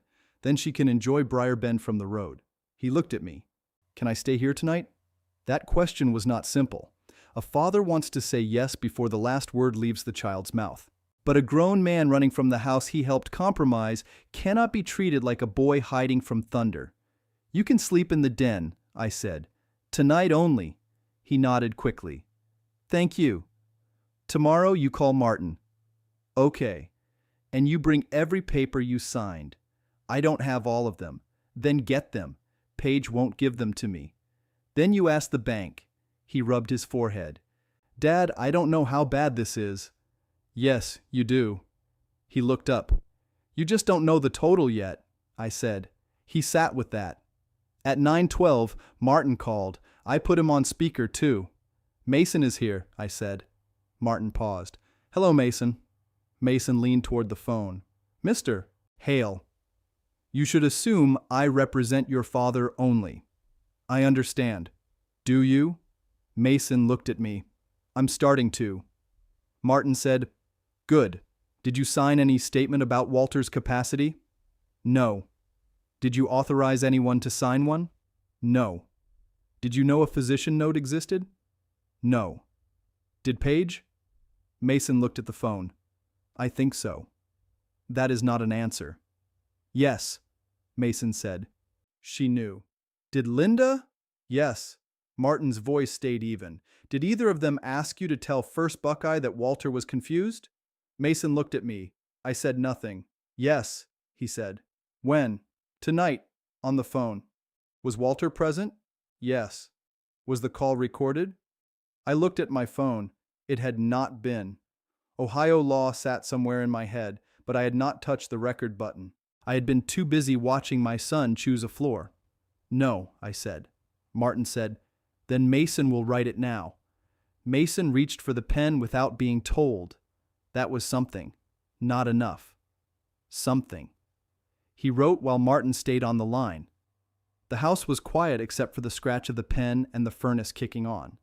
When he finished, I read the words. Paige told me by phone at Dad's house to tell the bank Dad was confused and that support was still coming. I refused. He signed it. I dated it. Martin said, Scan both statements tomorrow morning. I'll bring them, I said. Better. Mason found proof Ellen's photograph was removed before Christmas. Martin was quiet. Then he said, Bring that too. I will. Mason looked at the cedar box again. Mr. Hale? Yes? What happens on January 2nd? Martin did not answer right away. He was a careful man, and careful men know when truth is a blade. The scheduled distribution does not go, he said. Mason closed his eyes. So the mortgage fails? The expected assistance fails, Martin said. The mortgage remains your obligation. That was a clean correction. Mason nodded slowly. Martin continued. If your refinance file relied on that assistance, the bank will have questions. If the file contains false statements, the bank will have more. And Paige? Martin said. Paige should get her own lawyer. Mason swallowed. What about me? Martin's voice softened by one notch. You should stop signing things you have not read. Mason gave a broken laugh. That's fair. No, Martin said. It's late, but it can still become useful. After we hung up, Mason stood and looked around the kitchen. This house feels the same, he said. It isn't. He nodded. I know. I took one clean plate from the cabinet and set it on the table beside the cedar box. Mason watched me. For who? He asked. For nobody tonight. He understood enough not to ask again. At 10:06, I gave him a blanket and a pillow for the den couch. He stood in the doorway with both in his arms. Dad. Yes. If I lose the house, will you hate me? I looked at my son, 42 years old, tired, cornered, weak in places I had failed to see, and strong in one place he had finally used. No, I said, but I won't buy back your denial. He nodded once. That's fair. No, it's what's left. He went into the den. I stayed in the kitchen and opened the January response folder one more time. Christmas texts, Carol's note, preservation letter, trust ledger, bank meeting notes, Linda's power of attorney message, Gary's warning, Good Shepherd receipt, Mason's statements. I set every page square to the one beneath it. Then I turned off the kitchen light and left only the small lamp by Ellen's chair. At 11:18, my phone buzzed one last time. It was Linda. Tomorrow morning, we are coming with someone who can evaluate the situation. I read it twice. Someone. Not a banker, not family, not a friend. Someone with a clipboard, probably. Someone meant to make an old man defend being old in his own kitchen. I forwarded it to Martin. His reply came 1 minute later. Do not open the door without me. I looked toward the den where Mason lay silent on the couch. Then I looked at Ellen's cedar box on the table. January had not even reached the 2nd yet, and they were already bringing strangers to measure me. I put the phone face down. In the morning, I would make coffee. I would unlock the front door when Martin stood beside me. And if Linda Voss wanted to bring someone to Briarbend Road to decide whether Walter Keene still knew his own mind, I had a table full of straight paper waiting for them. Morning came hard and gray over Briarbend Road. I was in the kitchen at 6:12, grinding coffee and reading Linda's text again. Mason came out of the den with the blanket folded over one arm. Did you sleep? I asked. No.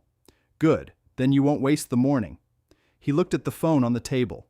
She texted again? Linda did. What did she say? She's bringing someone. Mason rubbed both hands over his face. Dad, don't answer the door. I'm not opening it alone. He nodded. That was the first sensible thing he had done without being pushed. At 6:41, Paige called him. He let it ring. Then Linda called me. I let that ring too. Then a text came from Paige. Your refusal to cooperate is now documented. Cooperate. That was a nice word for kneeling. I printed the text from the little machine in the den and slid it into January response. Mason watched me do it. You print everything, he said. I learned that from your mother. He looked at the cedar box. She used to keep grocery receipts. She kept everything that proved a number. That used to drive Paige crazy. I know. He looked down. I should have noticed that. You noticed plenty, I said. You just called it peace. At 7:18, a black Lincoln pulled up in front of the house. Linda was in the passenger seat. Paige was driving. A man sat in the back with a leather folder on his lap. Mason stepped toward the window. Stay back, I said. They'll see me. They already know you're here. The Lincoln sat there for almost 2 minutes. Nobody got out. That told me they were deciding which face to wear. I had seen men do that before a bad loan meeting. They sit in the truck, rehearse the lie, then walk in smiling. At 7:23, Martin Hale's Buick pulled into my driveway behind them.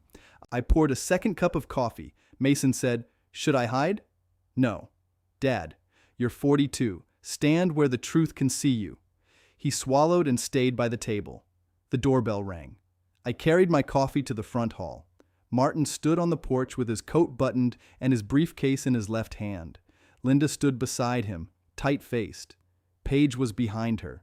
The man with the folder stood last. I opened the door. Walter, Linda said, we need to come in. No. Her eyes went to Martin. This is exactly the problem. Martin said, Good morning, Linda. This isn't a legal ambush. It looks like one. The man stepped forward. Mr. Keene, I'm Paul Mercer. I've been asked to assess whether there's an immediate concern about your financial judgment. I looked at his folder. Asked by who? He hesitated. Mrs. Voss contacted me. Are you a doctor? No. Are you with the county? No. Are you with First Buckeye Bank? No. Then you can stand on the porch. Linda made a small sound. Walter, don't be rude. Rude is bringing a stranger to measure my mind before breakfast. Paige leaned around her mother. You're proving our point. Mason stepped into view behind me. Paige's mouth opened, then closed. Mason, she said, get in the car. He did not move. Martin shifted his briefcase. Mr. Mercer, what documents were you given? Paul Mercer looked at Linda. Martin said, That wasn't a hard question. Paul opened the folder. I received a family concern statement, a summary of recent erratic behavior, and a physician note. I set my coffee on the hall table. Read the physician name. Paul looked down. Dr. Leonard Shaw. Martin turned his head toward me. He knew before I spoke. Dr. Shaw retired in 2021, I said. Paul looked at the page again. Linda said, "His office still has records." "Read the date," Martin said. Paul's voice lowered. "December 29th. Mason stepped closer. "That's not possible." Page snapped. "Don't start." He looked at her. "Doctor, Shaw hasn't seen Dad in years." Linda lifted her chin. The office confirmed cognitive decline. I picked up my coffee again because my hand wanted something steady. "What office?" Linda's eyes flicked to Page. Martin said, "Mr. Mercer, I advise you not to rely on that packet." Paul closed the folder halfway. "I was told this was urgent." "It is," Martin said, "just not for the reason you were told." Page pointed at me. "He stopped a mortgage payment out of spite." There it was, the real door. Paul looked confused. "A mortgage payment?" Linda said. "Page." But Page was already hot. "No, I'm tired of this. He's punishing us because of Christmas." Mason said, "You threw away Mom's photograph." Page's face hardened. "That has nothing to do with a house." "It has everything to do with it," I said. She looked at Martin. "You see, he's making financial decisions based on grief." Martin opened his briefcase. "Walter made financial decisions based on trust terms." Page went quiet for half a breath. Linda recovered first. "Trust terms don't excuse elder instability." Martin took out one sheet and held it at his side. "Then you'll have no trouble with a bank review." Linda's eyes narrowed. "What bank review?" My phone rang from the kitchen table. Mason looked back. "It's First Buckeye." I walked to the kitchen and answered on speaker. "Walter Keene." "Mr. Keene, this is Carol Anson." "Good morning, Carol. I'm sorry to call early. We received a fax at 6:58 this morning." Martin stepped inside without waiting. Linda objected, but he ignored her. Page and Paul followed to the threshold. Nobody sat. Carol continued, "It concerns your capacity to manage financial affairs." "I expected that." There was a pause. "Mr. Hale forwarded a preservation notice last night." "He did." "We also have a live refinance meeting today at 1 o'clock for Mason and Page Keene." Page said, "Carol, this is Page. That meeting needs to stay on track." Carol's voice changed. It became bank voice, clean, flat. "Mrs. Keene, I'm speaking with Mr. Walter Keene." Page pressed her lips together. Carol said, "Mr. Keene, because the fax references the anonymous housing assistance, we need your attorney present at the meeting." Linda stepped forward. "Carol, I'll be there too." "That may not be possible," Carol said. Linda blinked. "Excuse me?" "The Voss materials appear in the supporting file. Until we determine their role, I can't discuss details with you." That landed harder than Linda expected. Her face went still. Paul Mercer looked at his folder like it had started leaking.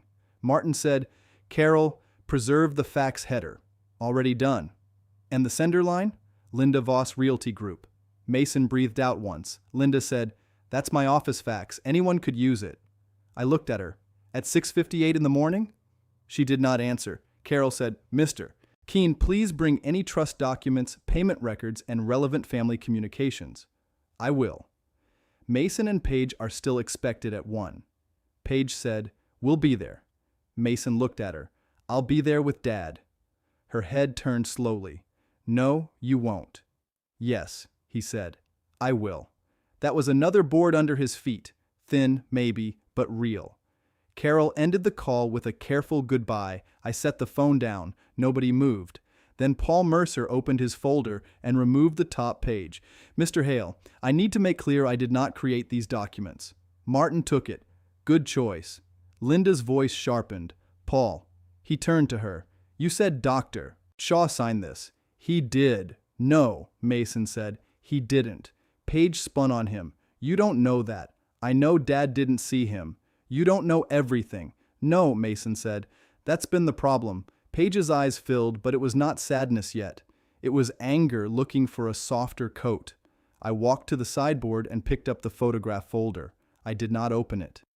"Page," I said, "where is Ellen's picture?" She stared at me. "We're past that." "No, we're finally at it."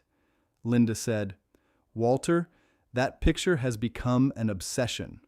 I looked at Paul Mercer. "Write that down too." He did not know whether I meant it. Then he saw Martin watching him, and he uncapped his pen. Page folded her arms. "Fine." I threw it away. Mason flinched even though he had heard it already. In the trash? I asked. Yes. When? I don't know. Before Christmas? She looked toward Linda. Martin said, "Answer him." Paige's mouth tightened. Yes. Before you told Mason not to invite me. I didn't tell Mason anything. Mason said, "Paige." She looked at him like he had broken a rule in front of guests. "You wrote the text," he said. "No, I didn't. You drafted it on my phone. You sent it." "That's true," he said, "and I'll own that." For the first time that morning, Paige looked a little afraid. I opened January response and took out the printed Christmas Eve text. "Don't come tomorrow, Dad," I read. "Paige thinks it would be awkward." Paige whispered, "You printed it?" "Yes." Linda said, "Private family messages are being twisted." "No," I said. "They're being read." Martin put the physician note in a separate sleeve from his briefcase. "Walter, bring the original folders." I plan to. Paul Mercer cleared his throat. "I'm withdrawing from this family assessment." Linda turned on him. "You can't just withdraw." "I can," he said. "I was given a questionable physician note."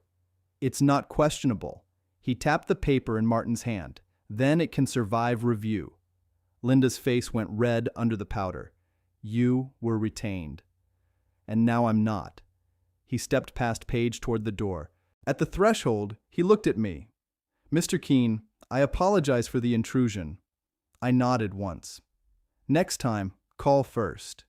He left with his folder lighter than it had been. Linda watched him go. Then she looked at me with no family mask on at all. "You think you're very clever." "No," I said. "I think paper lasts longer than tone." Paige grabbed her purse strap. "This is harassment." Martin said, "Then tell that to Carol at 1. Linda pointed at Mason. "You need to think carefully. If you walk into that bank with him, you will lose more than you understand." Mason looked tired. "What did you borrow against?" Linda froze. That question came from somewhere he had not wanted to look. I saw Paige hear it too. "What?" she said. Mason kept his eyes on Linda. "Your rentals, the ones in Toledo. What did you borrow against?" Linda laughed once. "That is none of your business. It is if my house was used in the file." Paige said, "Mason, stop." He turned to her. "Was it?" She did not answer. Martin's eyes moved to me. He had heard the hinge creak too. I said, "Mason, get your loan folder. It's at home. Then we go there now." Paige stepped in front of the doorway. "You're not coming into my house." "That house has a mortgage file," I said. "Your meeting is in 5 hours. You don't own it." "No," I said. "That's the part you forgot." She stared at me. "I never owned your house," I said. "I only held up the part you hid." Linda said, "We're leaving." Martin said, "Good. Walter and Mason will retrieve Mason's documents. You will not destroy, remove, or alter anything tied to the refinance." Linda gave him a cold smile. "Or what? Or Carol hears that before lunch too." Paige pulled Linda toward the door. "Come on." Mason stepped aside as they passed. Paige stopped near him. "You're choosing him over your family," she said. Mason looked at me, then back at her. "No," he said. "I'm choosing to read." That answer did not sound like a speech. It sounded like a man picking up the right tool after using the wrong one all week. When they left, the house got quiet again. The Lincoln backed out hard enough to spit gravel onto the snow crust by the road. Martin stood by the table and looked at the 2 folders. "You have more than you told me," he said. "I had to see where the crack ran." "And?" "It runs through the loan file." Mason sat down like his knees had loosened. "What does that mean?" Martin did not soften it. "It means your refinance may include representations tied to Linda's debts." "I didn't sign anything about her debts." "Did you sign an asset worksheet?" "Yes." "Did Paige fill it out?" Mason shut his eyes. "Yes." "Did it list expected family support?" "Yes." "How much?" $41,000 a year." I looked at him. He opened his eyes. "I didn't know that was in there." Martin asked, "Was it called income?" Mason said nothing. "Mason." "Yes." I sat across from him. "The trust paid $3,700 a month for 8 months." He nodded slowly. $29,600. "That help was never income," I said. "It was conditional support." I didn't understand the difference. You didn't ask. He took that like he should have. Martin said, "At 1 o'clock, say only what you know. Don't guess. Don't defend Paige. Don't attack Linda. Read what's in front of you." Mason looked at the cedar box. "And Mom?" I put my hand on the lid. "Your mother already wrote her part." At 8:32, Mason and I rode to Willow Creek in my truck. Martin followed in his Buick. I had not driven that road since Christmas morning, when I passed their house and saw Linda's car in the drive. The subdivisions out there had names like the land had been gentle before it was sold. Willow Creek, Fox Glen, Briar Meadows. None of them had a creek, a fox, or a meadow left. Mason sat beside me with both hands on his knees. "Paige will lock the door," he said. "Do you have a key?" "Yes." "Then use it. That sounds simple." "Most hard things are simple. They just cost more than we hoped." He looked out the window. "I owe you more than I can pay." "That is not the question today." "What is?" "Whether you can tell the truth while it still costs you." He nodded, but he looked sick with it. Their house sat on a curve near the back of Willow Creek. 4 bedrooms, 3 baths, $312,000 on paper when they bought it. After the market jumped, Paige started saying it was worth $480,000. I had read the tax card. It was not. Linda's Lincoln was gone. Paige's white SUV sat in the garage with the door open. Mason unlocked the front door. "Paige?" he called. No answer. The hallway looked different without Ellen's picture. I stopped where it had hung.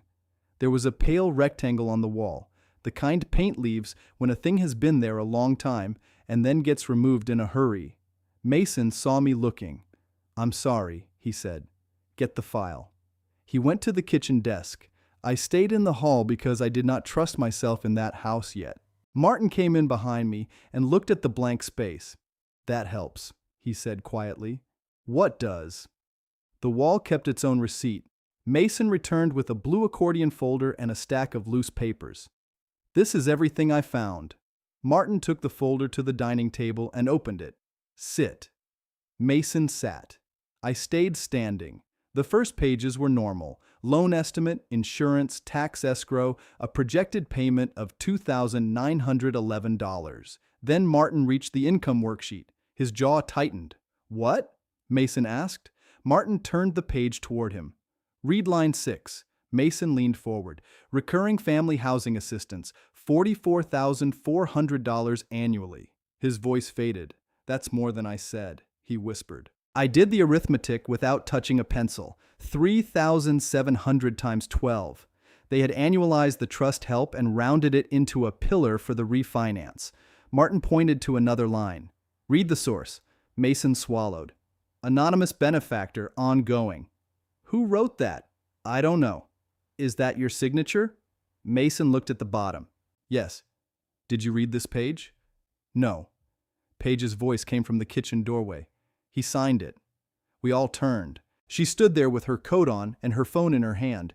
"He signed it," she said again. "So don't put that on me." Mason stood. "You filled it out. I helped. You called it income. We needed the refinance. You said it was just paperwork." "It is paperwork." Martin slid the page into a sleeve. "It's more than that now." Paige glared at him. "You're enjoying this." "No," Martin said. "I bill by the hour. I don't need joy." I almost smiled. Almost. Paige looked at me. "You could fix this with one call." "Yes." "Then call." "No." Her face twisted. "After everything we did for you?" Mason stared at her. "What did we do?" She looked at him like he had slapped the table. "Excuse me?" "What did we do for him?" "We included him." "At Christmas?" "That was one dinner." "No," he said. "It was the dinner." She looked away first. Martin pulled another sheet from the folder. "Walter." I stepped closer. It was an authorization page. Permission to verify benefactor funds. My name did not appear. The trust name did not appear. But the account description did. Private family housing account. Established by elder relative. Elder relative, not father, not Walter, not Keen. Just elder relative like I was a loose chair in the corner. At the bottom was a handwritten note. Relative may be confused if contacted directly. Speak with Paige Keen or Linda Voss. Mason read it and sat back down. "Paige," he said. Tell me you didn't write that." She said nothing. "Tell me." I wrote what Linda told me to write. That was the first loose brick falling out of her own mouth. Martin placed the page on the stack. "We're bringing this." Paige stepped forward. "That doesn't leave this house." I looked at Mason. He picked up the folder and handed it to Martin. "Yes, it does," he said. Paige's face went white. "You'll ruin us." Mason looked at the blank hallway behind me. "You threw my mother in the trash." She shook her head. "You're choosing a picture over our home." "No," he said. "I'm learning they were tied together." That was the cleanest thing he had said all morning. At 11:46, we were back on Briar Bend Road. Martin used my scanner in the den. Mason sat at the kitchen table and read every page he had signed. Some pages made him angry. Some made him quiet. One made him put both hands flat on the table. "What is it?" I asked. He turned the page around. It was a Voss liability disclosure, attached as supporting context. It listed 2 rental mortgages, 1 line of credit, and a private note. The private note was for $78,000. The lender was not a bank. The collateral line had one phrase: expected proceeds from Keene household refinance. Mason's voice came out rough. They were going to use my refinance to pay Linda. Martin came in from the den. Not directly, perhaps, but the file suggests the refinance gave comfort to her creditors. Mason looked at me. "Did Paige know?" I did not answer because his wife had already answered by hiding it. He folded the paper carefully. "I want Lucy away from this." "That is a separate call," Martin said. "Make it after the meeting." Mason nodded. At 12:21, I put on my dark overcoat. It was the one Ellen bought me for church because she said my mill jacket smelled like oil, no matter how many times she washed it. I placed the cedar box in a canvas bag and carried the January response folder under my arm. Mason saw the bag. "You're bringing it?" "Yes." "Dad, are you going to read her letter?" "Martin will decide what needs reading." "But if they hear it?" "They should have thought of that before they erased her." He nodded once and put on his coat. At 12:43, we parked outside First Buckeye Bank on Main Street in Ashford. The building had brick columns, a blue sign, and a flag snapping hard in the cold. I had borrowed against lumber inventory there in 1984, back when my whole business fit in 1 yard and 1 shed. The first note was for $18,000. I paid it off in 26 months. Carol's father had shaken my hand when I did. Paige's SUV was already there. Linda's Lincoln sat beside it. Mason stayed in the truck for a moment. "I'm scared," he said. "I know. What if I lose everything?" "You already started losing it when you stopped looking." He gave a small nod. "And now?" "Now you look." We walked in together. Martin met us at the glass doors with his briefcase and the scanned copies. Carol Anson stood near the lobby with a file pressed to her chest. Behind her, through the conference room window, I saw Paige and Linda at the table. Gary was there too. Mason stopped. "Why is Gary here?" Carol looked at Martin, then at me. "Because Mr. Voss's name appears on the private note," she said.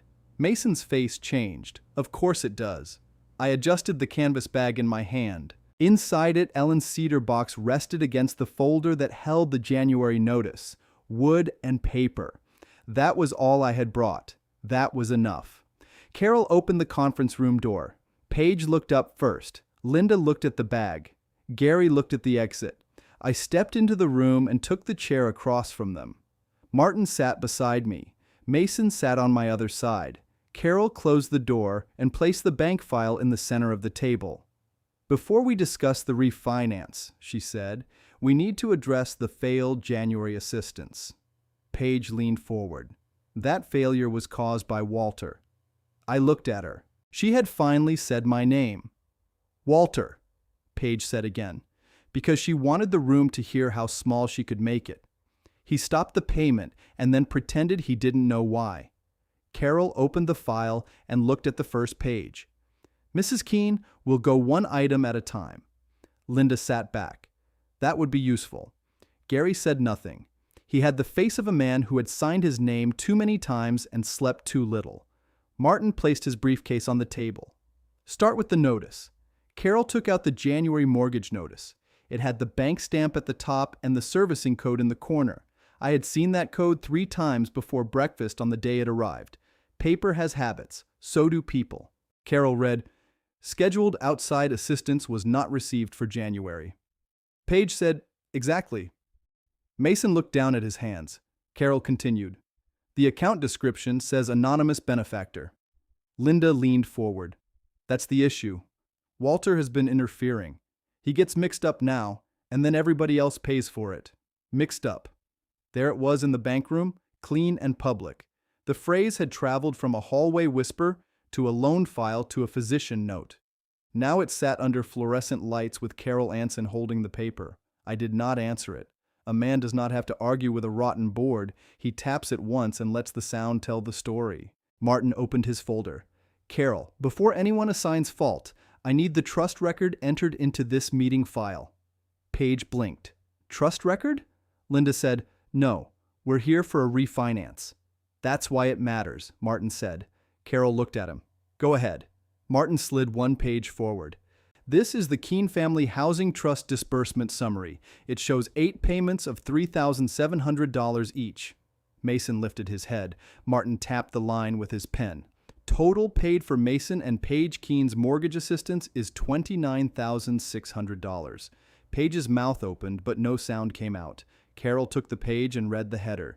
"Keene Family Housing Trust." Gary looked at Linda. Linda did not look back. Mason turned to me. "Dad." I kept my eyes on the table. "Read the next page."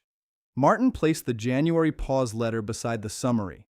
This was sent to First Buckeye's servicing department on January 2nd. It states that January assistance would pause pending condition review. Page said, "Condition review? What condition?" Martin looked at me. I nodded. He opened the canvas bag and took out Ellen's cedar box. Nobody moved for a moment. That box had no shine left on the corners.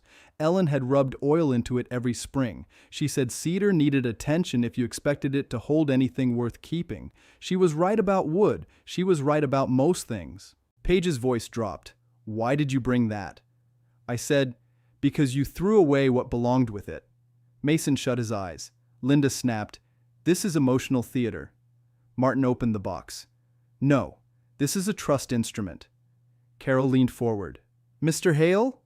Martin took out the folded letter and the attached clause page. "Ellen Keene wrote this with counsel present 2 years before she passed. I notarized the accompanying trust amendment. Walter is trustee." Linda's hand tightened around her purse. "That has nothing to do with a mortgage." "It has everything to do with a distribution," Martin said. Page shook her head. "No, that money was anonymous." "It was private," I said, "not anonymous to the law." Carol looked at the page in Martin's hand. "May I?" Martin gave it to her. Carol read silently at first. Her face changed before her voice did. She set it down like it was heavier than paper. "Mr. Hale," she said, "read the relevant sentence into the record." Linda stood halfway. "This is not a hearing." Carol looked at her. "Sit down, Mrs. Voss." Linda sat. Martin lifted the page. His voice did not rise. "No distribution shall continue for any household that removes Ellen Keene's name, memory, or surviving spouse from family standing." The room went still. That sentence did not shout. Ellen never needed to shout. She had kept the books at our kitchen table while I came home with sawdust in my cuffs and worry in my shoulders. She knew what family cost. She knew what pride could hide. She put one line where the load was. Mason covered his mouth with his hand. Page whispered, "That can't be enforceable." Martin said, "It has been enforceable for 2 years." Linda looked at Carol. "This is family nonsense. You cannot freeze a bank file over feelings." Carol opened the bank file and removed the authorization page from Mason's loan packet. "I'm not freezing it over feelings." She turned the page toward Linda. "I'm freezing review because this file describes recurring annual support from an anonymous benefactor as income." Page said, "We were told it was allowed." "By whom?" Carol asked. Page looked at Linda. Linda said, "By common practice." Carol's face tightened. "That's not an answer." Gary shifted in his chair. "Linda." She gave him a warning look. "Don't." Carol read the handwritten note. "Relative may be confused if contacted directly. Speak with Paige Keene or Linda Voss." Mason leaned back like someone had pushed him. Carol asked, "Who wrote that?" Paige stared at the table. Linda said, "It was a note." "People write notes." Carol said, "Who wrote it?" Paige's voice was small. "I did." Carol looked at her. "On whose instruction?" Paige swallowed. Linda said not to let the bank call him. Linda turned on her. "I said he gets overwhelmed." "No," Mason said. "You said confused." Linda pointed at me. "Because he is. Look at this. He's punishing his son over a photograph." I finally looked at her. Ellen was not a photograph. Linda's face flushed again. "You know what I mean." "I do," I said. "That has been the trouble." Carol placed the authorization page beside the trust clause. "I'm also concerned about the physician note attached to the supplemental family assessment." Linda's chin lifted. "That was handled separately." Martin took the sleeved copy from his folder. "By Paul Mercer, who has withdrawn." Carol's eyes narrowed. "Withdrawn when?"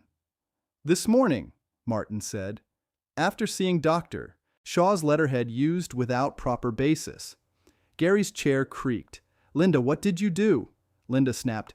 "I protected our family." "No," Mason said. "You used mine." Paige turned to him. "Mason, please." He looked at her for a long second.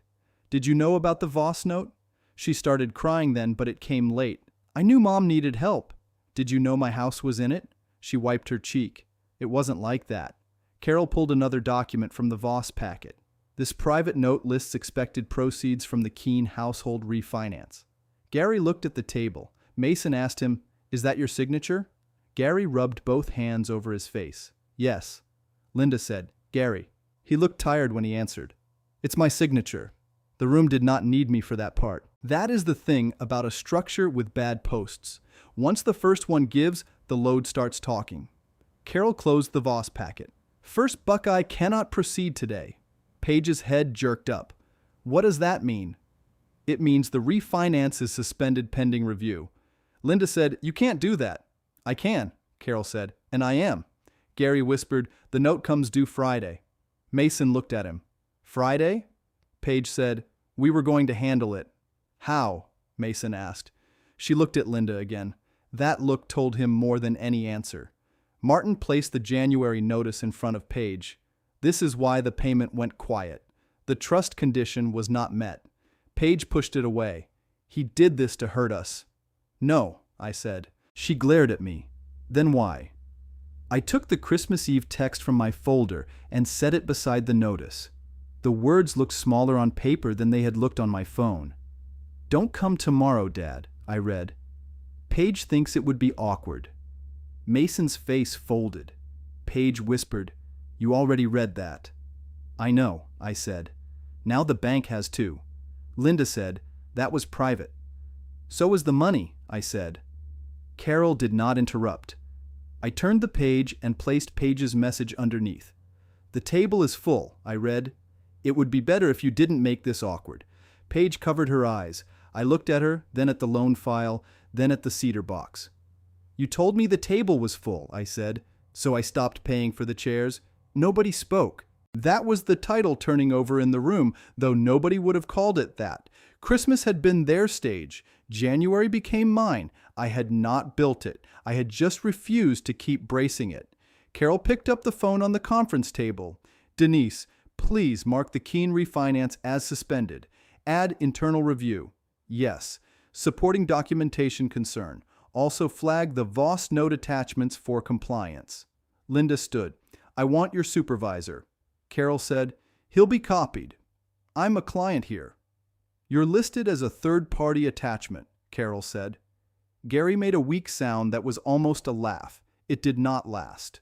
Paige turned to Mason. "Say something." Mason looked at the folder. "I signed pages I didn't read." "Yes," Martin said. Mason looked at Paige. "But you filled them out." She started to answer, then stopped. Carol asked, "Mr. Keene, did you authorize your trust distributions to be represented as annual household income?" I said, "No." "Did you authorize anyone to call you incompetent, confused, or unavailable for verification?" "No." "Did you authorize Mrs. Keene or Mrs. Voss to speak for the trust?" "No." Linda said, "He's acting out of grief." I looked at Carol. I set it down straight. Carol nodded once. "That answer is sufficient." Mason's voice shook. "What happens to my mortgage?" Carol softened a little, but not much. "Your regular loan remains due. The refinance cannot close today. You'll need corrected disclosures and independent verification of income." "And the January shortage?" he asked. "Still due," she said, "unless resolved by valid funds." Paige said, "How much?" Carol checked the sheet. $4,012.89, including escrow shortage and late charges. Mason stared at the number. He had thought the house was a prize. That morning he saw it for what it was, a payment book with walls. Linda grabbed her coat. "We're done." Martin said, "Not quite." Linda stopped. Martin placed Paul Mercer's withdrawal note on the table. "Mr. Mercer asked me to inform the parties that any family capacity assessment based on the Shaw note should be treated as withdrawn." Carol took the page. "Thank you." Linda's voice went hard. "You people have no idea what you've done." I said, "I know the exact number." She looked at me. $29,600 from the trust. I said, $4,012.89 due now. $78,000 on your private note. 2 rental mortgages, 1 line of credit. 1 son's home used as comfort. Gary looked down. I kept my voice flat. "That is not confusion." Linda's mouth worked, but nothing useful came out. Carol gathered the file. "This meeting is concluded. Mr. and Mrs. Keene, the bank will contact you in writing. Mrs. Voss, Mr. Voss. Compliance may contact you as well." Paige stood slowly. "Mason, come on." He did not move. "Mason," she said. He looked at her. "Where is Mom's picture?" She closed her eyes. "I told you." "Where?" "I don't know." "You threw it away before Christmas." "Yes." "What trash day?" "Mason." "What trash day?" She pressed her lips together. "Tuesday." He nodded like the date mattered. "Maybe it did. When a thing is gone, a man still asks where it went. That is not foolish. It is respect arriving late." Linda pulled Paige toward the door. "We are leaving." Gary followed them, but he paused beside Mason. "I'm sorry." Mason did not look up. "For what part?" Gary had no answer. The 3 of them left the conference room. Through the glass, I saw Linda walking too fast across the lobby. Paige followed with her phone at her ear. Gary trailed behind them, shoulders bent. Carol stayed seated until they were gone. Then she looked at Mason. "You need your own counsel," she said. Martin said, "I can refer him to someone independent." Mason nodded. "I need to call Lucy's school." Carol's expression changed. "Is there a child in the home?" "My daughter," Mason said. "She's 6. "No one is alleging immediate danger," Martin said, "but Mason wants separation from the financial issue." Carol nodded.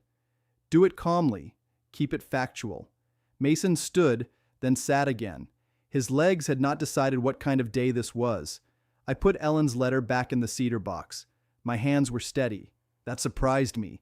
I thought they might shake when the sentence came out in public. They did not. Ellen had written the brace and Martin had read it. All I had done was carry the box. Mason watched me close the lid. "Dad." "Not here," I said. He nodded. "Okay." Martin gathered the pages. "Walter, I'll keep the copies. You keep the original letter." Carol handed me the trust clause.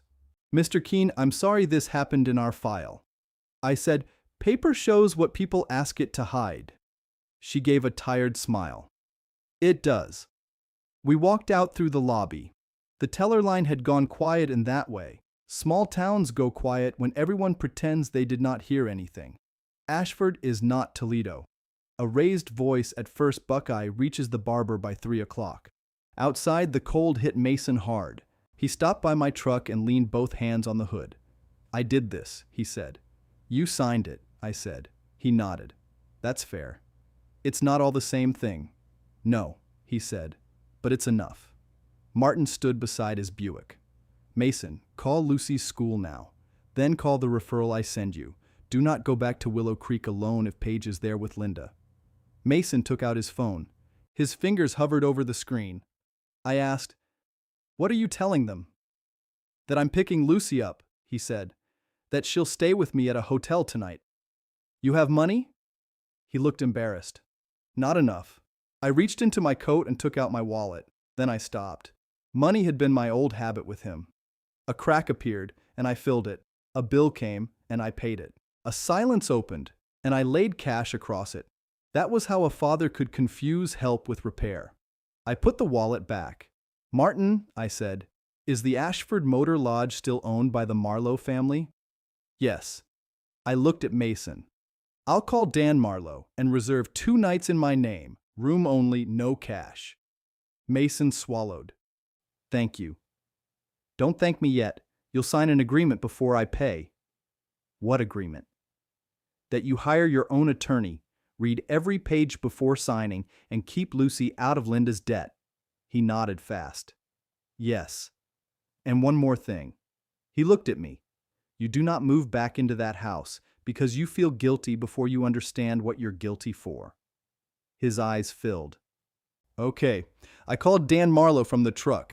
He answered on the second ring, the same rough voice he had when he bought cedar decking from me in 1998. "Walter Keene," he said. "You still alive?" "Most days." "What do you need?" "1 room, 2 nights, quiet side." "For you?" "For Mason and Lucy." There was a pause. "Family trouble?" "Yes." "I've got room 12. Put it on my card, no incidentals." "Done." I hung up and looked at Mason. "Room 12. He nodded. "I'll pay you back." "No," I said. "You'll earn back trust first." That landed harder than the money would have. Martin got into his Buick and lowered the window. "Walter, bring Mason to my office after he gets Lucy. I'll have the referral waiting." Mason looked toward Main Street. Paige's SUV was gone. Linda's Lincoln was gone too. That made the bank parking lot feel larger. He called the school. I heard only his half. "This is Mason Keene. I'm Lucy Keene's father. I need to pick her up early." "Yes. I'll bring ID." "No, everything is fine. I just need her with me today." He ended the call and breathed out.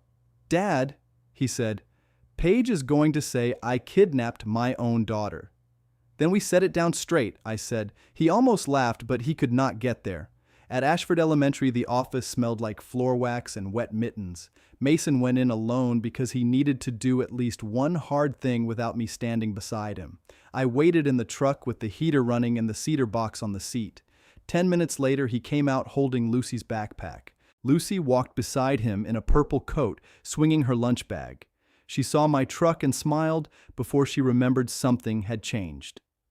"Grandpa," she said when Mason opened the door. "Hello, sweetheart. Are we going to your house?"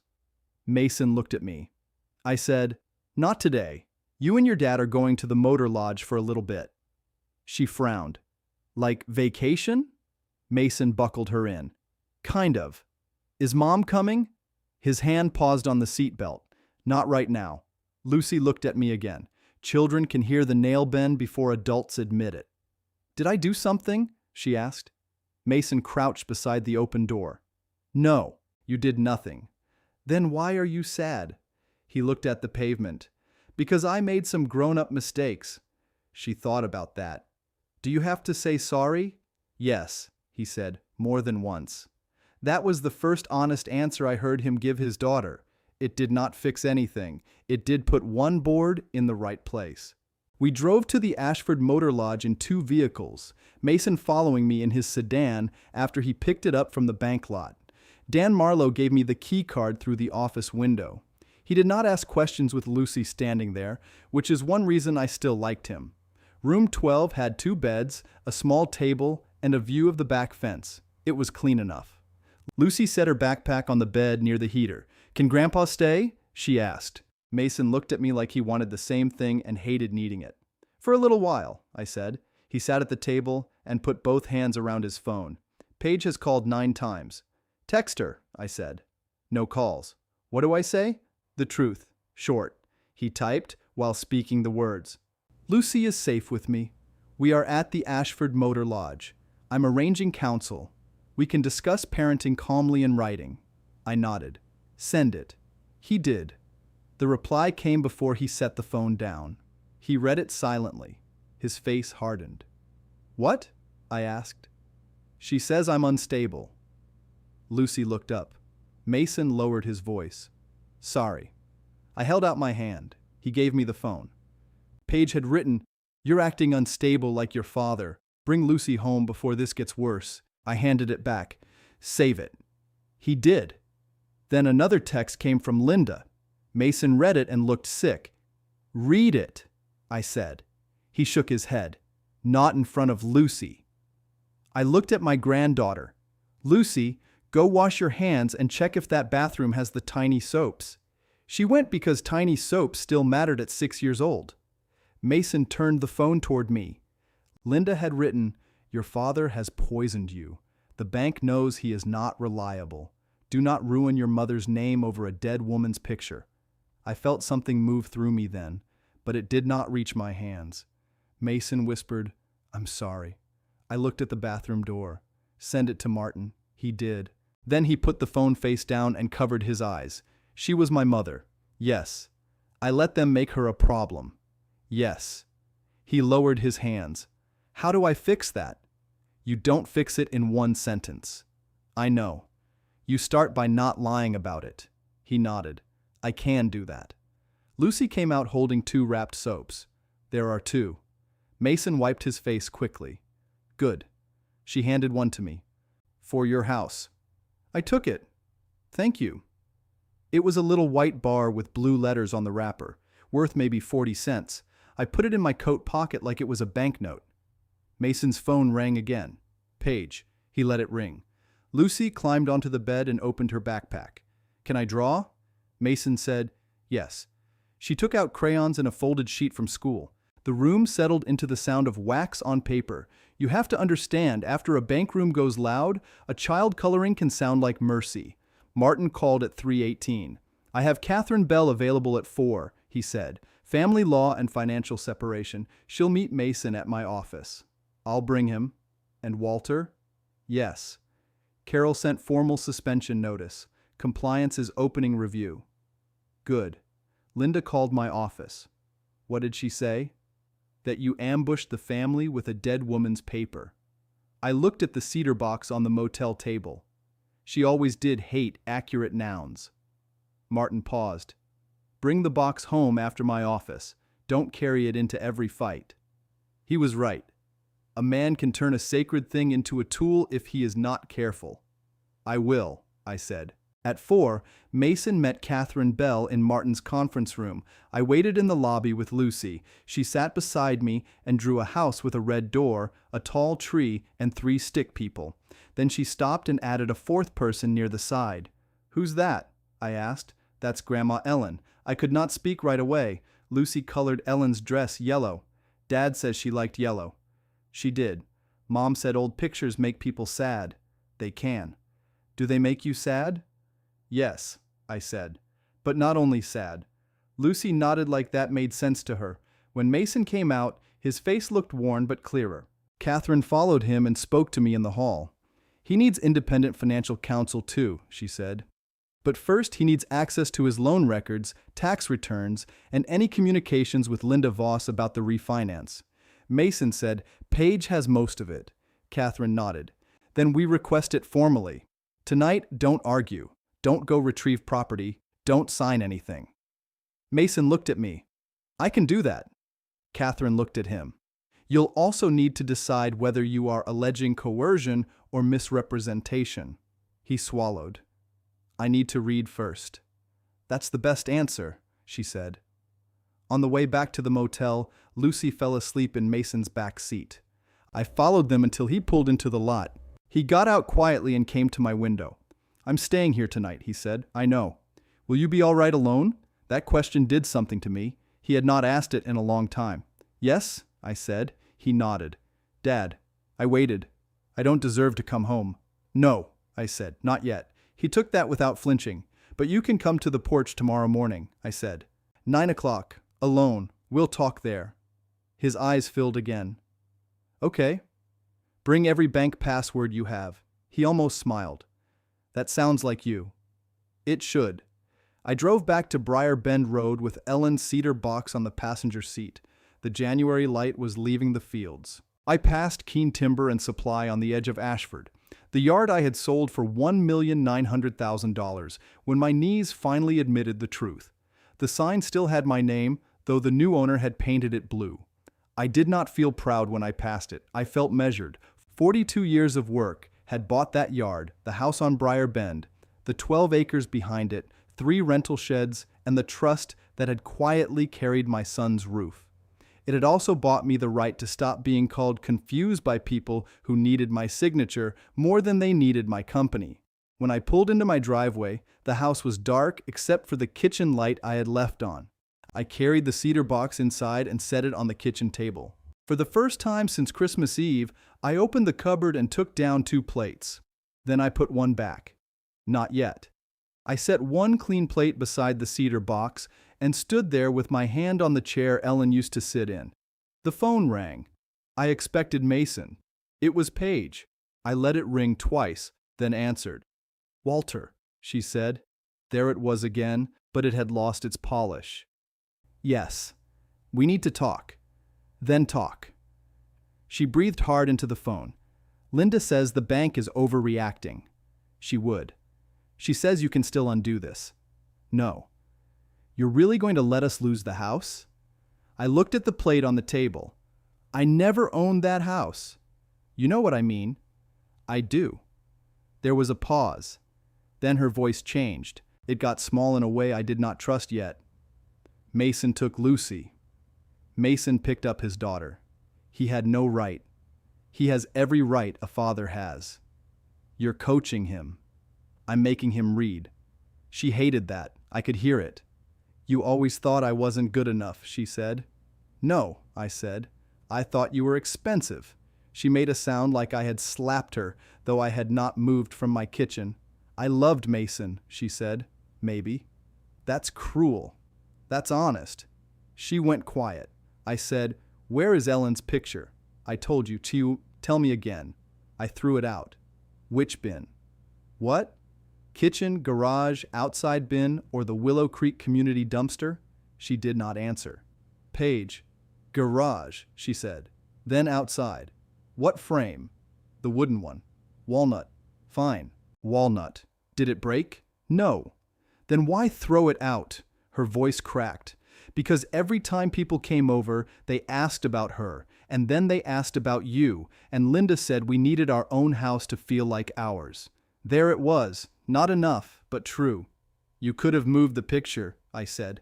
"I know. You could have called me." "I know. You chose the trash." She started crying harder. "I was tired of living in your shadow." I looked around my kitchen. The table had knife marks from Mason's model cars and a burn ring from Ellen's coffee pot. The shadow she meant was not mine. It was debt, and debt was colder than any old man. "You were living under my payments," I said. She stopped crying for half a second. Then she whispered, "What happens now?" "You get your own lawyer." "Linda says that makes me look guilty." "Linda is trying to keep you useful." That one reached her. I heard her breath catch. I said, "Do not call Mason tonight unless it is about Lucy. Put it in writing. Do not send Linda to my house. Do not use Ellen's name again unless you mean it." "Will you ever forgive me?" I closed my eyes. "Not on the phone," I said. Then I hung up. I stood with the receiver in my hand for a few seconds after the line went dead.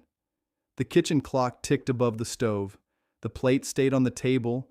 The cedar box stayed beside it. Then someone knocked on my back door. Not hard, not like Linda. 3 careful knocks. I opened it and found Mason on the porch, with his coat collar up and both hands empty. He had dark circles under his eyes. Behind him, the yard ran black toward the 12 acres Ellen used to say looked bigger in winter. "You said 9, I told him. "I know," he said. Lucy fell asleep. Dan's wife is at the desk. She's watching the hall. "That's not the same as watching Lucy." "I know. I won't stay long." I stepped back. "Come in." He came into the kitchen and saw the plate. Then he saw the cedar box. He did not touch either one. "Paige called you," he said. "Yes." "What did she say?" "That she threw your mother's picture in the garage trash." He sat down like his knees had given up. "Dad, I'm going to ask one thing before we talk money." He looked up. "Do you want to find it because you love your mother, or because you think I'll pay again?" His face changed. That was the question. Not the trust. Not Paige. Not Linda. That was the joist under the room. I don't know if I can prove it, he said. I didn't ask for proof. He put both palms flat on the table. I want it because she was my mother. I want Lucy to know her. And I hate that I needed a bank meeting to say that. I believed that much, not all of him, enough to start. I took the Motor Lodge soap from my pocket and set it near the box. Then go get your daughter. Tomorrow we go to Willow Creek with Catherine and Martin. You stand on your own porch. You ask for Ellen's picture, tax records, loan records, and your clothes. What if Paige won't let me in? You don't argue, Catherine asks. Martin witnesses. If Linda opens her mouth, you write down what she says. He nodded slowly. And the house? The trust is quiet. His mouth tightened. For good? For now. A roof held by lies isn't a home. It's a load nobody inspected. He sat there a minute. Then he whispered, I'm scared. I know. Were you? When your mother got sick, yes. When the mill almost folded in '87, yes. When you were born and I had $31 in checking, yes. He looked at me with wet eyes. Fear doesn't make the next signature for you, I said. Mason stood. He did not try to hug me. That helped. At the door, he turned back. Can I come at 9 anyway? Yes. Alone? Yes. The next morning, he arrived with a folder, a cracked phone, and no excuses. I made coffee. He wrote passwords on a yellow pad while I logged into every servicing page and downloaded every statement he had skipped past. The missed January mortgage showed in red. The escrow shortage was still $3,480.16. The anonymous assistance line was gone. Mason stared at the screen. It looks different when it's not coming. It usually does. Catherine called at 10. Martin came by at 10:15 with his old leather briefcase. We drove to Willow Creek in 3 cars because clean lines matter. Paige opened the door before we reached the porch. Linda stood behind her in a cream coat, holding a coffee mug like she owned the room. No, Paige said. Absolutely not. Catherine stepped forward. Mason is retrieving personal items and records. We'll keep this brief. Linda looked at Martin. This is harassment. Martin opened his briefcase and took out 1 page. This is a written request for financial documents tied to the refinance. You'll receive a copy by email, too. Paige looked past them at me. You brought lawyers to my house. No, I said. Mason did. That made her look at him for the first time. Mason's voice shook, but it held. I need Mom's picture. Paige folded her arms. It's gone. Then I want the frame pieces. I said it's gone. Linda stepped in. Mason, your father is making this worse. Mason looked at her. Where are the records? In the office, Paige snapped. He walked past her. I stayed on the porch. That was important. I had paid for enough of that house. I was not going to step inside and let them say I pushed my way in. A minute later, Mason came back with a banker's box and his jaw clenched. Dad. Catherine said, What is it? He set the box on the porch rail. On top were tax returns, loan packets, Linda's property statements, and a sealed plastic bag. Inside the bag was Ellen's walnut frame. The glass was cracked. The photograph was still there. Ellen stood beside the old planer at Keene Timber, one hand on the feed table, smiling like she had just caught me pretending not to be proud. Paige covered her mouth. Linda said, I told her not to keep that. Nobody answered her. Mason picked up the bag with both hands. I'm taking it. Paige started crying. Mason, please. He looked at her. You told my father the table was full. She shook her head. I was angry. At what? She had no good answer. That was answer enough. Martin took the banker's box. Catherine took photographs of the contents on the porch. Linda reached for one folder, and Catherine moved it behind her back. Don't, Catherine said. Linda's hand dropped. At First Buckeye, Carol later placed a laminated notice beside the mortgage desk. It said customers could request an independent elder banking review before signing family asset documents.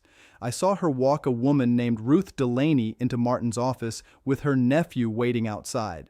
That evening, Mason brought Lucy to Briarbend Road. He carried Ellen's picture under his arm and stopped at the kitchen doorway. Can we hang it here? He asked. I took the hammer from the drawer and handed it to him. Use the small nail. Mason set Ellen's cedar box on the table. Lucy put one clean plate beside it.